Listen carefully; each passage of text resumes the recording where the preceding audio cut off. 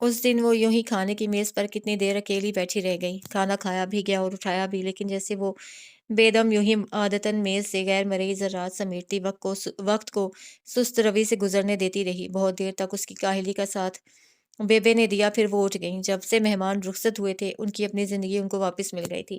وہ فرصت سے عبادتیں کرتی، نوکروں کی دیکھ بھال اور خستہ خان کے ساتھ میں ان کو پھر سے مزہ آنے لگا تھا۔ وہ اٹھیں اور شیرین جیسے آن کر نکل گئی۔ کتنی دیر شیرین سے گھبراہٹ میں گرائے پانی سے وہ مختلف کارٹون بناتی رہی۔ اس کی دوسراہٹ کی غرض سے ایک اکیلا بیٹھا آدمی اس کو اپنے آپ سے الجھتے دیکھ کر مزہ لیتا رہا۔ خبر گرم ہے کہ آپ واپس جا رہی ہیں۔ اس نے اپنے مخصوص انداز میں بات کے وزن کو ہلکا پھلکا کر دیا تھا۔ ہاں گل خان، اس نے خلاف توقع بڑی لسانیت سے کہا، میں تم سے اس موضوع پر تفصیل سے بات کرنا چاہتی تھی، لیکن بات تو میں نے کی ہے۔ اب آپ نمبر بنا رہی ہیں۔ میرا مطلب جانے سے پہلے میں سب سے بات کر کے ہر حساب صاف کر کے ہی جاتی، اور اب میرا حساب بے باک ہو رہا ہے۔ کیا روزے محشر آ گیا؟ میں نے تمہارا اور تم نے میرا کچھ نہیں بگاڑا، پھر غریب روزے محشر کا کیا چکر ہے؟ ہو سکتا ہو میں نے آپ کا کچھ بھی نہ بگاڑا ہو، لیکن آپ نے تو میرا بہت بہت بگاڑا ہے۔ وہ ہنس دیا۔ لیلا عربی، میں تمہیں اس قدر تو بزدل نہیں سمجھتا تھا، لیکن آخر کس سے ڈر کر بھاگ رہی ہو؟ اور کیا بھاگ جانے سے مسئلے پیچھے پیچھے نہیں آتے؟ احمق ہو تم، اس نے اکتاہٹ سے کہا۔ میں کہیں بھاگ واگ نہیں رہی، میرا دانا پانی اب یہاں سے اٹھ گیا ہے بس، اور میں یہاں رہ کر کروں گی بھی کیا؟ لیکن آپ جائیں گی کہاں؟ اس کی فکر مندی اسے بہت اچھی لگی۔ وہ مسکرا دی۔ کبھی ہمیں پتہ ہی نہیں چلتا اور کوئی ہمارے لیے کتنا فکر مند ہو رہا ہوتا ہے۔ خدا کی زمین کے بارے میں وہی فارسی والا محاورہ بولوں؟ اس زمین پر میں بھی بہت گھوما ہوں لیلا عربی، لیکن جس خیال کو بھلانے کے لیے انسان مارا مارا پھرتا ہے، وہ وہیں دماغ میں اسی طرح جاگزیں رہتا ہے۔ وہ دونوں اپنی اپنی جگہ خاموش ہو گئے۔ تم سے ایک بات پوچھوں؟ ہاں خان گل، اس نے کنوتی سے لہجے میں گردن جھکائے جھکائے کہا۔ خان گل نے کوئی جواب نہیں دیا، لیکن اس کی طرف سے اس کو ہر سوال ہر جواب کی از خود اجازت تھی۔ تم نے عید کے جشن پر دانیال خان کا فیصلہ سنا تھا؟ سن لیا تھا، اور میں تبھی سمجھ گیا تھا اب تم یہاں نہیں رکنے والی۔ ظاہر ہے خان گل، اس نے اس کے لہجے کی معنی خیزی کو نظر انداز کر دیا۔ میری یہاں نوکری کا مقصد ہی اس دن ختم ہو جائے گا۔ لیکن میں تم سے کچھ اور کہہ رہی تھی۔ اگر وہ اٹک کر رک گئی، اگر بستی والے سرجن نثار اور شیرین کو قبول نہ کریں تو تم شیرین کو اپنا لینا۔ خان گل اعلیٰ ظرفی کے ساتھ بغیر کوئی احسان جتائے وہ حیرت سے اس کو دیکھتا رہا۔ یہ بڑی عجیب بات ہے بیلا، میں خود کو ہمیشہ دانیال خان سے بہتر انسان سمجھتا رہا ہوں، اور ایسا سمجھنے کی وجہ صرف یہ نہیں کہ میں سمجھتا ہوں اپنے میں نہیں۔ دیکھو بیلا، دانیال خان اس بستی کے بلا شرکت غیر مالک ہیں۔ ان میں وہ تمام خوبیاں ہیں جو کسی بھی لڑکی کے خوابوں کے شہزادے میں ہو سکتی ہیں۔ اتنی بڑی جاگیر، مردانہ وجاہت، ان کی تنہائی، اور اوپر سے ان کا غرور، مجھے ہر گام پر ہر اقدام پر ان سے مقابلہ کرنا پڑا ہے، لیکن اتفاق سے ہی مجھے اپروول ان کے مقابلے میں زیادہ ملا ہے۔ کیا ہی اچھا ہوتا اگر تم یہ مطالبہ شیرین کے حق میں نہ کرتیں۔ بیلا اس بات کو پی جاتی، چھوڑ دیتی، مجھے رد ہونے کا اتنا احساس نہ ہوتا۔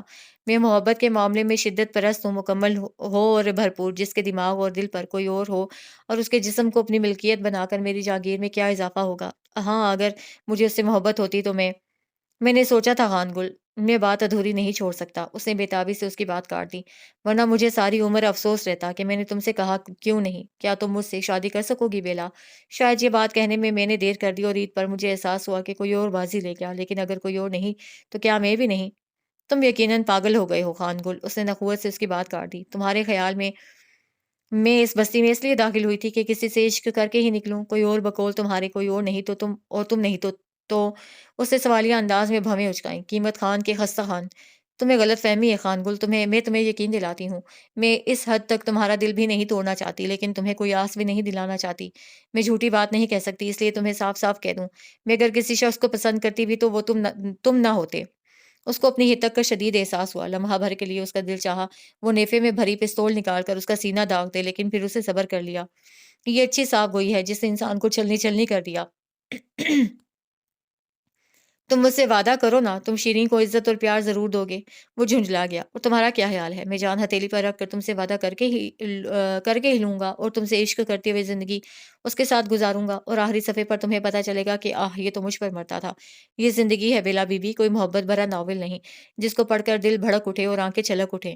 بہرکیف مجھے خوشی ہے بیلا، تم نے کوئی جھوٹ نہیں بولا۔ ہاں، دنیا میں تم سے اچھے لوگ بھی ہیں، لیکن وہ تم نہیں۔ میں تمہاری خوشیوں کے لیے دعا گو ہوں اور خواہش کرتا ہوں کہ تم مجھے بالکل ہی بھلا نہ دینا۔ مجھے لگتا ہے میں نے تمہارے جانے کے فیصلے کو مزید مستحکم کر دیا ہے، اور مزید قریب بھی۔ نہیں، یہ تو پہلے مستحکم تھا۔ ہاں، وقت سے پہلے کچھ ممکن نہیں۔ میری ضرورت نوکری ہے، میں نوکری کے بغیر رہ ہی نہیں سکتی۔ اسکول میں پڑھا لو۔ اسکول میں ہی پڑھاؤں گی، لیکن یہاں نہیں۔ یہاں کیوں نہیں؟ ہم لوگ تو یہاں ٹھہرتے ہی نہیں۔ پچھلے دنوں دانیال خان بتا رہے تھے کسی اسکول ماسٹر کی تقرری ہو گئی ہے، وہ آنے والا ہے۔ بات سنو بیلا، اسے جاتے جاتے روکا، تم بہت اچھی لڑکی ہو، واقعی بہت اچھی ہو۔ جس آدمی سے شادی کرو گی مجھے ضرور بتانا، اور ضرور بلانا۔ میں اس شخص کو دیکھوں گا اور سلیوٹ کروں گا، وہ واقعی اس قابل ہوگا کہ تمہارا اعتماد جیت سکے۔ تم برا نہ منانا خان گل، اس نے منمنا کر کہا۔ میں یہ کہے بغیر رہ نہیں سکتی تھی۔ میں نے قطعی برا نہیں منایا، اور میں تو بہت خوش ہوں۔ وہ الٹے قدموں باہر نکل گیا۔ وہ دونوں ہاتھوں میں سر تھامے مایوس اور شکست خوردہ سی لوٹی لوٹی بیٹھی رہی۔ انسان کا اپنی زندگی پر اس سے زیادہ اختیار نہیں۔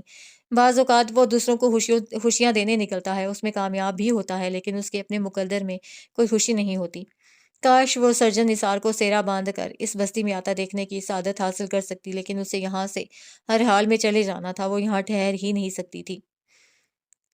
وہ اپنے ارادے میں اتنی سخت اور اتنی اٹل تھی کہ اس نے ان تمام لوگوں کا ساتھ بالکل ہی چھوڑ دیا جو اس کے ارادے کو کمزور بنانے کی جدوجہد میں مصروف تھے۔ بے اسے پیغام بھیج بھیج کر بلاتی رہتی، لیکن وہ منہ سر لپیٹے جیسے بحری پٹ بنی رہتی جاتی تو رسمی سی گفتگو سے اپنا پلہ چھڑا لیتی۔ وہ حیران پریشان سی تھیں۔ بیلا نے ایسی انوکھی حرکتیں تو کبھی کی نہیں تھیں، اور یہ بھی وہ ان لوگوں سے سن رہی تھیں کہ وہ ان قریب جانے والی ہے۔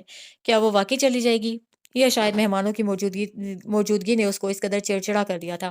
لیکن اب تو وہ جا چکے تھے، اور کوئی رکاوٹ، کوئی وجہ اور جھنجھلاہٹ ان کے سامنے تھی بھی نہیں۔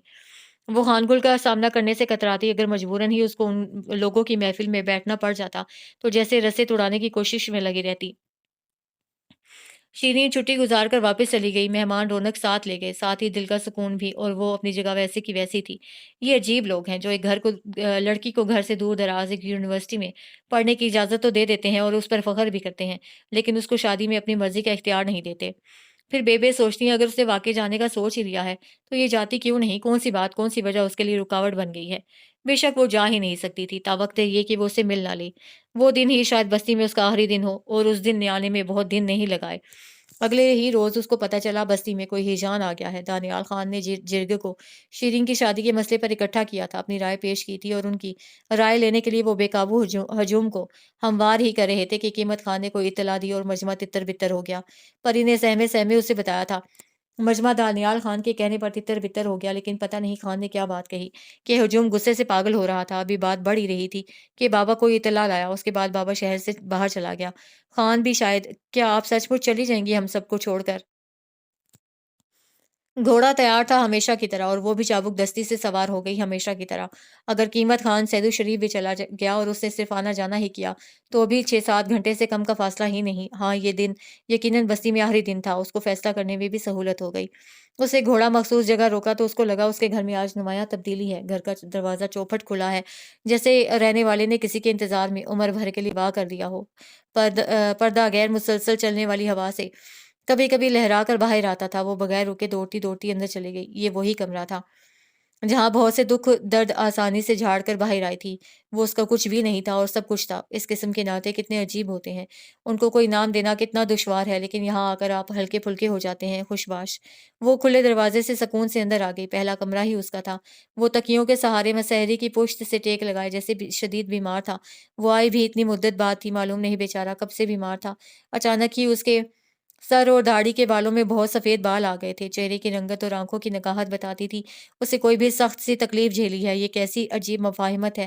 وہ اچھے برے وقت میں اس کے کام نہیں آ سکتی، لیکن اپنے لیے وہ ہمیشہ سے بھاگتی دوڑتی چلی آتی ہے۔ اس نے ایک نظر ہامتی سی بیلا کی طرف دیکھا، وہ اور مسکرا دیا، صحت مند توانا مسکراہٹ۔ کیونکہ بیماری جسم کو آتی ہے، جذبے نحیف نہیں ہوتے۔ تو یہ قبولیت کی گھڑی تھی۔ میں اس وقت اللہ سے تمہارے آنے کی دعا مانگ رہا تھا لڑکی، آپ کچھ اور مانگ لیتے۔ وہ تعصب سے اس کے بستر کے نزدیک پڑی اور آرام دہ کرسی پر دراز ہو گئی۔ مثلاً رہائی کی دعا؟ نہیں بھائی، اب رہائی ملی بھی تو مرمرا جائیں گے یہاں بیٹھے بیٹھے سیاد سے۔ چارہ گھر سے اور جانے کس کس سے مانوس ہو گئے ہیں۔ کیسی ہو؟ آپ کیسے ہیں؟ اس نے الٹ کر پوچھ لیا۔ بیمار ہیں۔ تھا بیمار، وہ مسکرا دیا۔ اب تو نہیں ہوں، مجھے یقین تھا تم آؤ گی تو میں اچھا ہو جاؤں گا، تم بہت اچھی لڑکی ہو، ننھی لڑکی۔ اس نے نکاہت سے کہا، اگر تم آس پاس نہ رہیں تو میرا کیا بنے گا؟ وہ سخت بیمار تھا، لیکن اگر دوست اس قابل ہوتی تو تم پہلے ہی اس کے پاس ٹھہرتی۔ پہلے وہاں نہ ٹھہرنے کی ایک جذباتی سی وجہ تھی، لیکن اس 1 سال نے مجھے میچور کر دیا ہے۔ اب کوئی وجہ نہیں، اب میں سب کا سامنا کر سکتی ہوں۔ وہ لیٹے سے اٹھ کر بیٹھ گیا۔ اس نے ایک گہری نظر اس کی طرف دیکھا۔ اس کا مطلب ہے کہ تم سچ مچ چلی جاؤ گی، کہ ایسی ہی کوئی جذباتی وجہ یہاں سے تو نہیں لے جا رہی؟ وہ گنگ رہ گئی۔ وہ ہمیشہ اس جن سے ڈرتی تھی۔ اسے انسانوں کو چھلنی میں چھان کر دانا دانا علیحدہ کر دینے کا ہنر آتا تھا۔ وہ ساری دنیا سے منہ پھیرے کتنا انسان شناس تھا، مسکرا دیتا تھا محض دوسروں کی دلجوئی کی خاطر۔ اس بستی میں ہر جگہ خلوص کی فراوانی تھی، اور اس فراوانی نے معاشیات کی روح سے خلوص جیسی چیز کو بے مایا کر دیا تھا۔ اس کی آنکھیں نم ہو گئیں۔ آپ کو ہوا کیا ہے؟ میں تو بیمار تھا، لیکن تمہیں کیا ہوا ہے؟ وہ چہم گئی۔ وہ اپنے تیز پنجے سیدھے دماغ میں گھونپ دیتا تھا۔ اس سے چھپنا، رازداری برتنا یا پردوں میں رہنا سخت عذاب۔ وہ دیر تک اس کے چہرے پر اپنی بیمار نظریں گاڑے کچھ سوچتا رہا۔ افسردہ ہو؟ نہیں تو؟ میں تو دراصل یہ بتانے آئی تھی کہ میں یہ بستی چھوڑ کر جا رہی ہوں، اور بستی چھوڑی نہیں جاتی۔ دیکھ لو یہ کیسی منحوس جگہ ہے۔ لیکن میں تو چھوڑ رہی ہوں۔ ہاں، پر خوشی خوشی نہیں، ورنہ چھوڑ چکی ہوتی۔ میں نے صرف آپ کو خداحافظ کہنے کے انتظار میں اتنا وقت لگایا ہے۔ اس کی سادہ سچائیاں ہمیشہ اس کی جان جلاتی تھیں۔ اب مل چکی ہوں تو چلی جاؤں گی۔ وہ تھوڑا سا متفکر ہو گیا۔ میں تمہارے بارے میں کچھ بھی تو نہیں جانتا۔ تم کون ہو، کہاں سے آئی ہو، اور اتنی دور تک کیسے پہنچ گئی؟ اب معلوم نہیں تم کہاں پہنچ رہی ہو۔ وہاں میرے تصور کی رسائی ہے بھی؟ وہ خاموش سی رہ گئی۔ وہ تو یہ دعویٰ کرنے سے بھی قاصر تھی کہ یہ بستی چھوڑ دینے کے بعد اس کے تصور کی رسائی یہاں تک ہوگی کہ نہیں۔ میں تو لاہور سے آئی تھی۔ اس نے اس کی بات کا کیوں لے کر کہنا شروع کیا۔ وہاں میرا گھر تھا۔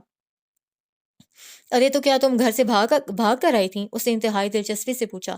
جی نہیں، میرا گھر مجھ سے چھن گیا تھا، اور ماں باپ فوت ہو گئے تھے۔ وہ خاموش ہو گیا۔ بعض باتیں سنگین نوعیت کی سنجیدگی میں داخل ہو جاتی ہیں، ان سے مذاق کرنا بھونڈا پن ہے۔ وہ چپ چاپ بیٹھا، جیسے اس کی بہادری کو خراج تحسین پیش کر رہا تھا۔ افسوس ہے، بعض سوالات پہلے دن میں نے غیر ضروری اور رسمی سمجھ کر ترک کر دیے تھے، حالانکہ کر لینے چاہیے تھے۔ اس سے کیا ہوتا ہے؟ شاید میری طرح تم بھی روایت شکن ہو۔ میں تمہیں ابھی سے ڈرا دیتا ہوں لڑکی، روایات توڑنے کی پاداش میں لمحہ لمحہ سنگسار ہونا پڑتا ہے، ہر قدم پر ٹھوکر، ہر لحظہ دکھ۔ وہ کسی شاعر کا کیا اچھا شعر ہے، وہ جو تم کتابیں چھوڑ کر گئی تھی، میں نے اس میں پڑھا تھا، روایتاً بھی نہ دیکھے ہماری سمت کے ہم ہزار مصلحتیں شمار کرتے ہیں، تب ایک زخم جگر اختیار کرتے ہیں۔ آپ شاید نہ ہو، اس نے افسردہ دلی سے کہا، لیکن میں اپنی روایات کا ایک حصہ ہوں۔ یہاں سے اٹھو گی تو پھر کہاں جاؤ گی؟ اس نے تشویش سے پوچھا۔ میری ایک دوست ہے۔ میں نے جذباتیت ترک کر دی ہے، اس نے چور سے لہجے میں کہا۔ سوچ لو، بعض اوقات واپسی کے راستے بند تو نہیں، تنگ ضرور ہو جاتے ہیں۔ نہ صحیح واپسی، انسان آگے بھی تو نکل سکتا ہے۔ آگے تو جنگل ہے، اور مشہور ہے کہ جنگل میں درندے ہوتے ہیں۔ ضروری تو نہیں کہ جو بات مشہور ہو وہ صحیح بھی ہو، اور یہ بھی تو مشہور تھا، اس گھر میں ایک خوفناک چیتا رہتا ہے۔ میں ایک چیتا ہی ہوں، خونخوار، خوفناک، چیر پھاڑ کر کھا جانے والا۔ جاؤ لڑکی، اس نے اپنا لہجہ بدل کر مایوسی سے کہا۔ گو میں چاہتا تھا میری زندگی میں تم یہیں ٹھہرو، لیکن میں تمہارے راستے کی رکاوٹ نہیں بننا چاہتا، مگر میں سوچتا ہوں انسان جہاں رہتا ہے وہاں کا ایک حصہ بن جاتا ہے۔ تم ان سب چیزوں کو کیسے چھوڑو گی؟ یہاں بہت سی اور رکاوٹیں ہیں۔ یہ بستی ہے، بستی کے لوگ ہیں، اور دانیال خان ہیں۔ ہو سکتا ہے تم ان کو سہولت سے چھوڑ دو، اور وہ تمہیں چھوڑ بھی نہ سکیں۔ ان کی آنکھیں آنسوؤں سے لبالب بھر گئیں۔ کتنے دن سے ضبط کرتے، پہرے بٹھاتے، بندھن باندھتے آنسو اس نے بے پرواہی سے اس اجنبی آدمی کے سامنے بے درے بہا ڈالے۔ ان میں سے کسی کو بھی میرے پرواہ نہیں ہے۔ اس نے سوچا بھی نہیں تھا ایک دن اس پر یوں بچوں کی طرح رکت طاری ہوگی۔ وہ اپنے سارے دکھڑے ایک ایسے شخص کے سامنے کھول بیٹھے گی جس کو وہ ڈھنگ سے جانتی بھی نہیں۔ وہ اس کے رونے سے گھبرا گیا۔ کمبل سے پاؤں لٹکا کر وہ بستر پر بیٹھتے ہراساں سا ہو گیا۔ یہ تم سے کس نے کہہ دیا؟ میں جانتا ہوں دانیال خان کو تمہاری کتنی پرواہ ہے، تمہارا کتنا خیال ہے، اور وہ تم سے کتنا پیار ہے، اور شاید اسی لیے وہ عدیلہ خٹک سے شادی کر رہے ہیں۔ اس نے خاموشی سے اس کا سر اپنے کاندھوں پر رکھ لیا۔ اس ویرانے میں اس اجنبی دوست کے کندھے پر سر رکھ کر کسی دوسرے اجنبی کے لیے رونا اس کو بہت عجیب لیکن بہت اچھا لگا۔ بہت دیر وہ فرصت سے اس کے کندھے پر ٹکی آنسو بہاتی رہی۔ وہ خاموشی سے اس کو غبار نکلنے کا موقع دے کر چپ چاپ بیٹھا تھا۔ شاید لفظوں کی صنائی اور فکروں کی کاریگری ساری دھری رہ گئی، اور بولنے کو ایک بھی معقول لفظ نہیں بچا۔ اس نے اس کے آنسو پونچھے تھے، نہ رونے سے منع کیا تھا۔ جس شدت سے اس کے آنسو گرے تھے اسی ریلے میں رک گئے۔ وہ قید میں تھا اور بیمار بھی۔ بجائے اس کا حال پوچھنے کے وہ اپنے دکھڑے لے بیٹھی۔ وہ بڑی خاموشی سے پیار سے اس کی پیٹھ تھپکتا جیسے اس کو دلاسا دینے کے خاموش حربے آزماتا رہا۔ उसने आंखें खुश्क कर लीं। आपने कुछ खाया भी? आप तो बीमार हैं। आज आपका खाना कौन बनाएगा? जैसे उसने गाल रगड़ कर एक नया फैसला कर लिया। मैं आपके लिए सूप बना कर लाती हूँ। वो उसके मना करने के बावजूद उठकर बावर्ची खाने में चली गई। खालिस गरसन की तरह वो दरवाजे में से सर निकाल निकाल कर उसे गप गप लगाती रही। क्या बीमारी है जो आपको, जिसका इलाज नहीं हो रहा? क्या ये लोग आपको मार देना चाहते हैं? वो मुस्कुरा दिया। वो अपनी बहादुरी में हालिया बुज़दिली के रोने को छुपाने के सारे जतन कर रही थी। जिंदगी मौत खुदा के हाथ में है लड़की, और इंसान के हाथ में क्या है? तदबीर नहीं। चूल्हे पर रखा हड्डियों का अर्क छन छन कर करके उबला वो दरवाजे में से अपना मुसलसल गप लगाता सर हटाकर चूल्हे की तरफ दौड़ी। मुझे पूरा यकीन है, उसने बावर्ची खाने में खड़े खड़े अपनी आवाज़ के यकीन को बुलंद किया, कि दानियाल खान हरगिज़ नहीं जानते आप कैद हैं। वो बहुत अच्छे आदमी हैं। वो किसी की तकलीफ बर्दाश्त नहीं कर सकते। आग हल्की करके वो बावर्ची खाने के दरवाजे से बाहर आई और खौफ से अपनी जगह साकित खड़ी रह गई। सर्जन निसार और दानियाल खान उसके बिस्तर के बिल्कुल नज़दीक खामोशी से खड़े थे। उन्होंने बावर्ची खाने से बुलंद होती आवाज़ें भी सुनी थी और दरवाजे से निकलने के बजाय अपनी जगह गुमसुम उसे देखा भी था, लेकिन उन्होंने उसको ज़रा भी अहमियत नहीं दी। वो पानी की रवानी से बिस्तर की तरफ लपके। वो हंस दिया। अभी अभी ये लड़की तुम्हारे खिलाफ बहुत बोल रही थी दानियाल खान, मैं गवाह हूँ, ऐनी शाहिद। उनकी आवाज़ में कमज़ोरी का गलबा था। दानियाल खान ने पलट कर फिर भी उसकी तरफ नहीं देखा। कितनी देर वो हैरत से पत्थर की मूर्ति बनी अपनी जगह गड़ी रही। दानियाल खान न सिर्फ यहाँ आते जाते हैं, बल्कि उनकी कैदी से गुफ्तगू में उनका वालिहानापन भी नुमाया था, जैसे वो एक दूसरे से खूब आगाह हों। उन्होंने बेला को इस तरह बावर्ची खाने के दरवाजे पर खड़ा देख कर भी किसी किस्म का कोई एतराज़ नहीं किया। एतराज़ तो दरकिनार, उन्होंने मामूली सी हैरत का इजहार भी नहीं किया। दानियाल खान उसके बिस्तर पर बैठे, उसके बीमार चेहरे पर झुके अपनी जुबान में जाने कौन सी कहावतें कह रहे थे, और उनके बिस्तर के बिल्कुल नज़दीक हाथ में अपना मेडिकल एड बॉक्स पकड़े सर्जन निसार खामोश और संजीदा, लेकिन कतई लाताल्लुक। पता नहीं ये सुकून और ठहराव, लाताल्लुकी का ये अंदाज और कितनी देर है। जाने कब दानियाल खान अपना चोला उतारे और फट पड़े सर्जन निसार।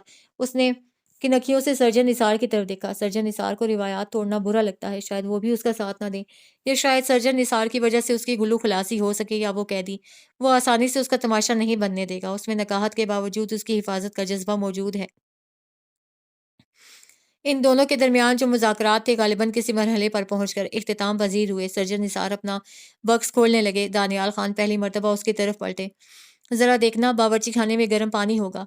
जैसे वो रोज़ाना ही उससे वहाँ मुलाकात के आदी थे। सर्जन इंजेक्शन की तैयारी में तेज़ धार से डिस्टिल्ड वाटर की शीशी का गला काटने लगे। और एक गिलास दूध लाओ, गरम गरम, मेहरबानी करके। वो खामोशी से उनके अहकामात की तामील के लिए बावर्ची खाने में चली गई। ये मेहरबानी करके लफ्ज़ पूरे फिक्रे में जैसे ठूंसा हो लग रहा था। वो कटोरी उठाकर उबलता हुआ पानी लिए सर्जन निसार की तरफ चली आई।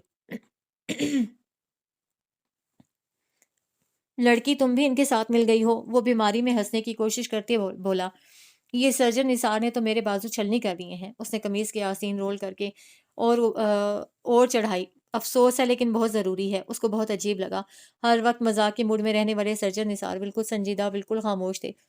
मेरी जिंदगी का खात्मा होने वाला है दानियाल खान। उस दिन भी मैंने गोली चलाई थी, तो तुमने हाथ मारकर अपनी टांग जख्मी कर ली थी। गैर शोरी तौर पर दानियाल खान की नजरें लड़खड़ा कर बेला से टकराईं, फिर उन्होंने बदल ली। इलाज इस तरह नहीं होते। उन्होंने उसे किसी हठधर्मी का मुजाहरा किया था। आप अभी हमारे साथ अस्पताल चलेंगे इसी वक्त। मैं ये घड़ी छोड़कर चला जाऊं, उन्होंने झुंझुलाकर दबी आवाज में कहा। अब इस वक्त अगर मेरा ये आखिरी वक्त है तो मुझे यहीं ख़त्म होने दो। दानियाल खान कितनी देर बेबसी से उसकी तरफ देखते रहे। वो अपने फैसले में अटल था और निहायत ज़िद्दी। सर्जन निसार थोड़ा सा उसकी तरफ झुके, इसी तरह मुअद्दब और इसी तरह संजीदा। हम आपको वापस ले आएंगे आज, जो ही आप ठीक हुए, ये मेरा वादा है आपसे। वो हटीले लहजे में सर को जोर जोर से नफी में हिलाता रहा। सर्जन निसार एक कदम पीछे हटे। बिस्तर की तरफ चुपचाप खड़ी बेला को उन्होंने हल्का सा इशारा किया। वो उसको उकसा रहे थे। बेला ने हलक से थूक निगला। उसको क्या कहना चाहिए?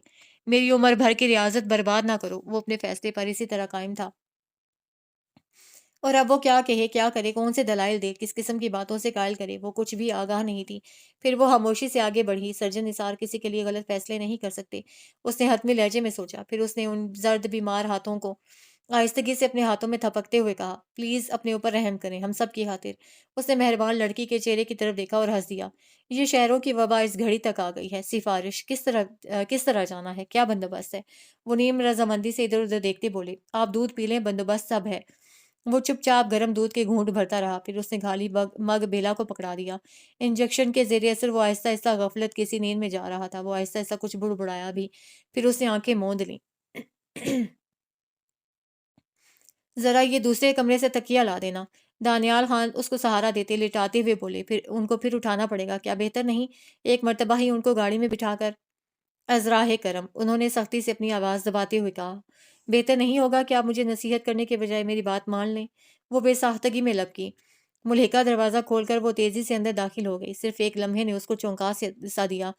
سارا کمرہ مختلف مجسموں سے اٹا پڑا تھا، حتیٰ کہ وہ ظالم چہرے والا مجسمہ جو گیلری کے عین سامنے اس کو خوفزدہ کرتا رہتا تھا یہاں بے حساب تھا۔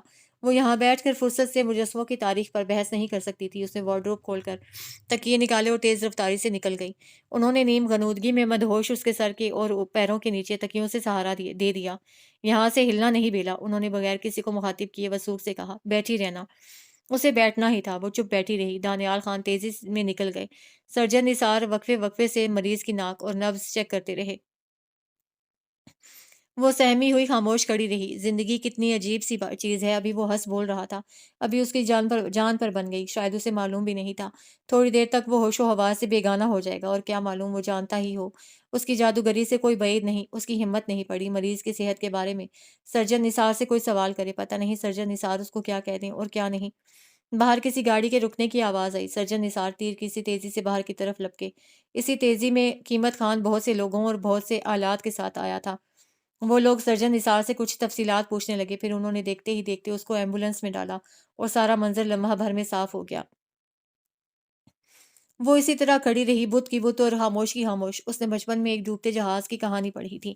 اس میں چھوٹے بچے کے باپ نے اس کو وہیں کھڑے رہنے کا حکم دیا تھا اور وہ وہیں کھڑے کھڑے ڈوب گیا تھا۔ اس کو بھی شاید ڈوبنے کا انتظار تھا یا اگلے فیصلے کا۔ وہ ڈوبتے ڈوبتے پوچھ رہا تھا، بابا میرے لیے کیا حکم ہے؟ وہ خاموش اسی طرح ساکت کھڑی ڈوبنے کی منتظر تھی کہ اچانک قیمت خان پلٹ آیا۔ اس کا لہجہ ہمیشہ کی طرح سنجیدہ، سرد و سنگین تھا۔ خان کا حکم ہے آپ کو گھر پہنچا دیا جائے۔ اس نے دیکھا مؤدب لہجے میں بھی وہ کس قدر گستاخ تھا۔ جلدی کیجیے، اس نے اس کو خاموش دیکھ کر ٹوکا، ابھی مجھے ہسپتال پہنچنا ہے۔ باہر دانیال خان کی جیپ کا کھلا دروازہ اس کا منتظر تھا۔ وہ چپ چاپ اس میں جا بیٹھی۔ پیچھے پلٹ کر اس نے ایک نظر سفید گھر کی طرف دیکھا، اداس اور ویران۔ معلوم نہیں وہ اس گھر کو پھر کب دیکھ پائے گی۔ اس گھر نے بہت مرتبہ اس کی اشک شوئی کی تھی، حتیٰ کہ ایسے کڑے وقت میں بھی وہ اس کے ساتھ تھا۔ جلدی کریں جی، اس نے اس کے اکھڑ لہجے کو سنا۔ وہ کس قدر بیزاری سے اسے مخاطب تھا، اکتایا اور تنگ تنگ۔ یوں ہی بیلا کا جی چاہا اس کی دم پر پیر رکھے۔ کیوں قیمت خان، تم نے مجھے یہاں دیکھا اور گولی نہیں چلائی؟ آپ کی یہاں موجودگی سے ہم میں سے کوئی بھی کبھی بھی لائم نہیں رہا، اس نے گاڑی گیئر میں ڈالتے ہوئے کہا۔ ہم نہایت ہی نامعقول پہرے دار ہوں گے اگر آپ کی ان سرگرمیوں سے لا علم رہیں۔ ہم ایسے ہوتے تو راتوں رات ہماری بستی کوئی اکھاڑ کر لے جائے اور ہمیں علم نہ ہو سکے۔ یہ تو سردار دانیال خان تھے جن کے حکم پر ہم سب چپ رہے۔ اس کا لہجہ ویسا ہی لا تعلق تھا۔ وہ اپنا سمو لے کر پیچھے بھاگتے درختوں کی گنتی کرنے لگی۔ راستہ ناہموار تھا اور جیپ بے تحاشا ہچکولے کھا رہی تھی۔ منزل غالباً کہیں دور تھی جب وہ اس کو گھر کے سامنے اتار کر تیزی میں دوڑا۔ عجیب و غریب وقت گزر ہی جائے گا۔ وہ رات تک خود کو مختلف چیزوں میں الجھائے رہی۔ اسے یہاں سے بہرکیف جانا تھا، لیکن اب تو جانا جیسے بالکل ہی واجب ہو گیا تھا۔ دانیال خان کتنی مرتبہ اس کی نظروں سے گرے اور اٹھے تھے، لیکن یہ ایک عجیب حادثہ تھا۔ وہ ایک آدمی کو قید کر کے اس کی جان سے کھیل گئے۔ وہ قاتلوں کے اس کھیل میں لمحہ بھر کے لیے بھی شریک نہیں ہو سکتی، خواہ اس بستی کو چھوڑنے کی اس کو کوئی بھی قیمت کیوں نہ دینی پڑے۔ لیکن چوروں کی طرح چھپتے چھپاتے بھاگنے کی بجائے وہ کھلم کھلا اعلان کر کے جائے گی۔ وہ دشمنوں پر ان کے سارے راز عام کر کے جائے گی۔ اس بستی میں جس میں قدم قدم پر اتنی پستی ہے، وہ سرجن نثار اور شیریں کو شادی کرنے سے روکنے والے کون ہوتے ہیں؟ اس نے اشتعال میں اپنا لاہور سے لایا بیگ گھسیٹا اور وہاں سے لائی چیزیں سمیٹ کر جلدی جلدی بیگ میں گرانے لگی۔ رات گئے اسے پتہ چلا دانیال خان اپنی لائبریری میں کسی بڑی مصروفیت میں الجھے ہوئے ہیں۔ اس نے رسمی اجازت نامے بالائے طاق رکھ کر تیزی میں وہ دشمن سیڑھیاں عبور کر لیں۔ وہ پرانی بوسیدہ فائلوں سے کچھ تلاش کر رہے تھے۔ اس کو وہاں دیکھ کر لمحے بھر کے لیے ان کے چہرے پر روشنی کوندی تھی، لیکن اس کی آنکھوں سے لپکتے عزائم ذرا بھی جھکے چھپے نہیں تھے۔ آؤ بیلا، انہوں نے تھکے تھکے سے لہجے میں کہا۔ وہ کچھ دیر چپ چاپ دروازے کے پاس لگی خاموش کھڑی رہی۔ بھلا دو لفظوں کی سادہ سچائی بیان کرنے کے لیے اندر آ کر صوفوں پر جم جانے کی کیا مصیبت تھی؟ تم جانے کون کون سی باتوں پر مجھ سے خفا ہو بیلا۔ وہ فائلیں وہیں گرا کر خاموشی سے اپنے مخصوص آرام دہ صوفے پر آ گرے۔ اور تم واپس بھی جا رہی ہو۔ میں تمہاری ساری خفگیاں تو دور نہیں کر سکتا، لیکن نثار کی شادی کے لیے تم سے کیے وعدے پر میں قائم ہوں۔ تم اس شادی میں تو شرکت کر لو۔ بیبے کو تو اس ناراضگی کی وجہ بتا ڈالو، وہ بہت بوڑھی ہیں اور بہت مایوس۔ ان سے شاید یہ صدمہ برداشت نہ ہو۔ اور شیریں خان گل، کیا تم نے سوچ لیا ہے تم کسی کی خوشی کے لیے چند دن بھی نہیں ٹھہرو گی؟ ان کی آواز منت کے سے لہجے سے شروع ہو کر جھنجھلاہٹ میں داخل ہو گئی تھی۔ تم بہت خود غرض ہو بیلا۔ میرا خیال ہے میں جو کچھ آج تک تمہارے بارے میں سوچتا رہا ہوں، مجھے اس سلسلے میں اپنی رائے بدل لینی چاہیے۔ تمہیں تو اس شخص کا بھی احساس نہیں جو اس وقت بار بار زندگی اور موت کی جنگ لڑ رہا ہے، اور بے غرض آدمی تو آپ ہی ہیں جو اس کو اپنی جنگ میں جھونک کر یہاں مزے سے اپنی جاگیر میں اضافے کے۔ مگر مجھے تمہیں اس کی وضاحت دینے کی ضرورت نہیں، انہوں نے اس کی بات کاٹ کر خفگی سے کہا۔ لیکن یہ اسی کی ضرورت کے چند مطلوبہ دستاویزات ہیں جن کو میں تلاش کر رہا ہوں تاکہ زندگی کو اس کے لیے چند دن اور ڈھونڈ سکوں۔ وہ بچ تو جائیں گے نا؟ اس کی آواز بھرائی ہوئی سی تھی۔ وہ بچ کر کریں گے بھی کیا؟ دانیال خان، اس نے پہلی مرتبہ ان کو فیصلہ کن لہجے میں ان کے نام سے پکارا تھا، اور وہ بھی اس انداز میں کہ جس نے دانیال خان کو چونکا دیا۔ آپ نے ایک شخص کو اپنی ذاتی وجہ سے قید کر دیا، آپ نے ان کو بیمار کر دیا، ساری زندگی وہ علاج سے محروم رہے، حتیٰ کہ وہ موت کے منہ میں جا پہنچے۔ اب آپ ان کے لیے زندگی ڈھونڈ رہے ہیں۔ میں تو اس بستی سے چلی ہی جاؤں گی، لیکن مجھے میری خود غرضی یاد دلانے سے پہلے آپ یہ بتائیں کہ آپ کی اس شخص سے کیا دشمنی تھی؟ کیا بگاڑا تھا اسے آپ کا؟ دشمنی؟ انہوں نے حیرت سے دہرایا۔ تو تم کچھ نہیں جانتی بیلا؟ وہ اس کے برابر آ کھڑے ہوئے۔ وہ میرا سگا بھائی ہے، سگا۔ میں نے اسے چیتوں کے آگے نہیں ڈالا، بستی والوں کے خوف سے چھپا دیا۔ کسی بہت ہی ادک زبان میں بولے گئے ان لفظوں کے جیسے وہ معنی سے آگاہ نہیں تھی۔ کبھی غلطی سے بھی اس کا دھیان اس طرف نہیں گیا تھا۔ کیا وہ اتنی ہی کن ذہن، اتنی ہی کم عقل تھی؟ وہ حیرت سے آنکھیں پھاڑے مخاطب کے اس انکشاف پر یقین کر لینے یا نہ کر لینے کسی کیفیت سے دو چار پریشان ہو رہی تھی۔ یہ بڑی عجیب سی بات ہے، اور حیرت اس قیدی کے ضبط پر ہے جس نے اتنی معمولی بات کو اتنا بڑا راز بنا کر کبھی زبان نہیں کھولی۔ حالانکہ وہ اسے کتنا پیار کرتی تھی، کتنا احترام دیتی تھی، لیکن اس نے اپنی زندگی کے اس معمولی سے سبق میں بھی اس کو شامل کرنا پسند نہیں کیا، گویا وہ اس کا بے شمار بستی کے ظالموں میں سے کرتا تھا۔ اس کو اچانک جھنجھلاہٹ سی ہونے لگی۔ کیا اس کا یہ فرض نہیں تھا کہ وہ اس پر بھروسہ کرتا اور اپنی کہانی سنا ڈالتا؟ وہ اس کا پیارا اور بے غرض سا دوست جیسے بالکل روکھا اور اجنبی ہو چکا تھا۔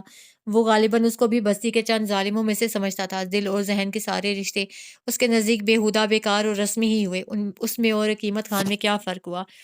دانیال خان کے بھائی نے غالباً اس کو بھی قیمت خان سمجھ لیا تھا، محض بستی کا خیر خواہ، ایک مشین، ایک چلتا رہنے والا پرزہ جس کی پسلیوں کے پیچھے نہ دل ہے نہ کھوپڑی کی ہڈی میں بھیجا۔ لہٰذا بیلا بی بی، چونکہ تم گڑھی کی ایک ادنا ملازمہ ہو، لہٰذا تمہیں وہ مرتبہ دیا ہی نہیں جا سکتا جو گھر اور اس کے مکینوں کو حاصل ہوتا ہے۔ جسم سے سارا خون یکلخت جمع ہو کر اس کے چہرے پر آ گیا۔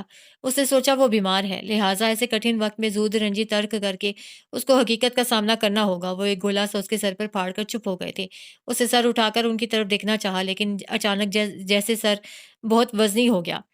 بعض اوقات انسان شناسی کے دعوے کس قدر ناکارہ ثابت ہوتے ہیں۔ اسے خود پر، انسان کے اندر تک اتر جانے کا جو گمان تھا وہ کتنا بودا ثابت ہوا۔ وہ آج تک مخاطب کو ظالم و جابر اور جانے کیا کیا سمجھتی تھی۔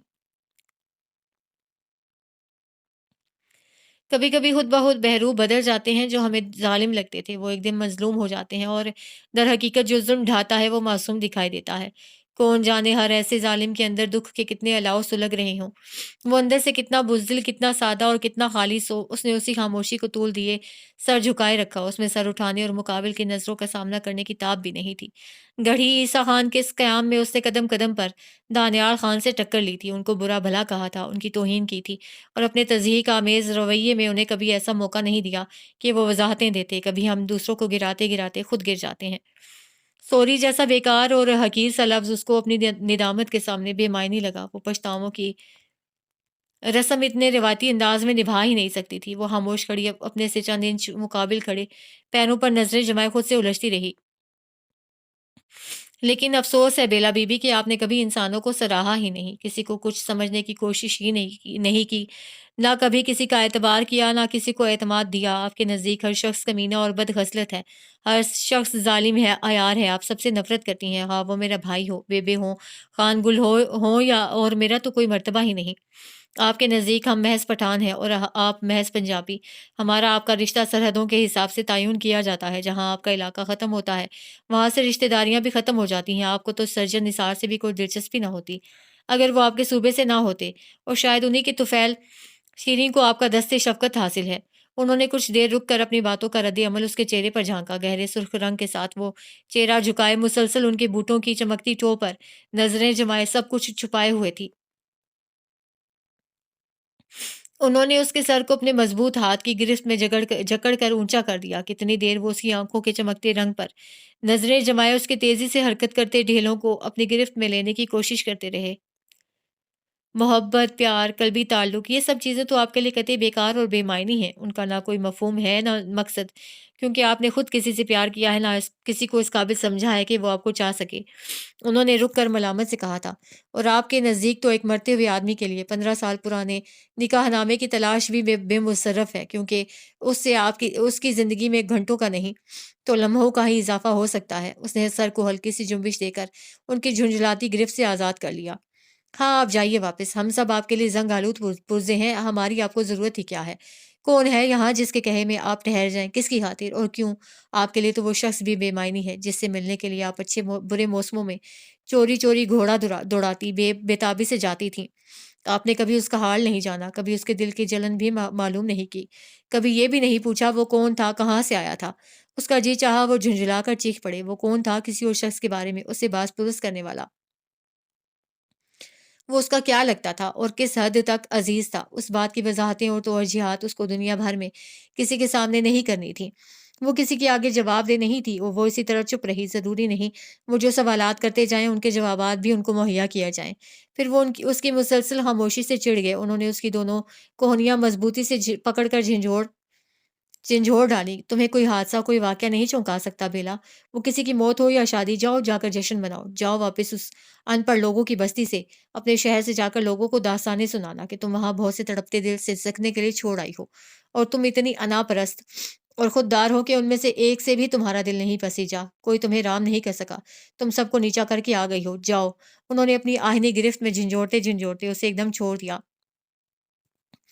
وہ جھونکا سا کھا کر گرتے گرتے سنبھلی۔ اس کے بازوؤں پر جہاں ابھی اس ظالم شخص کی مضبوط گرفت تھی، سنسناہٹ سی ہو رہی تھی، لیکن اس نے خلاف عادت کوئی ہل نہیں مچایا، پلٹ پلٹ کر کھڑے کھڑے جواب نہیں دیے، جھگڑتے ہوئے شخص کی حسب عادت تصدیق نہیں کی کہ بہرکیف وہ خطاوار تھی۔ وہ مجرم تھی اور خاموشی سے اپنے اوپر عائد فرد جرم سلسلہ وار اور ترتیب وار سن رہی تھی۔ یہ اس کے اپنے ظلموں کی داستان تھی، جس کی تاریخ اس گھڑی میں لوگ جانے کب سے لکھ رہے تھے۔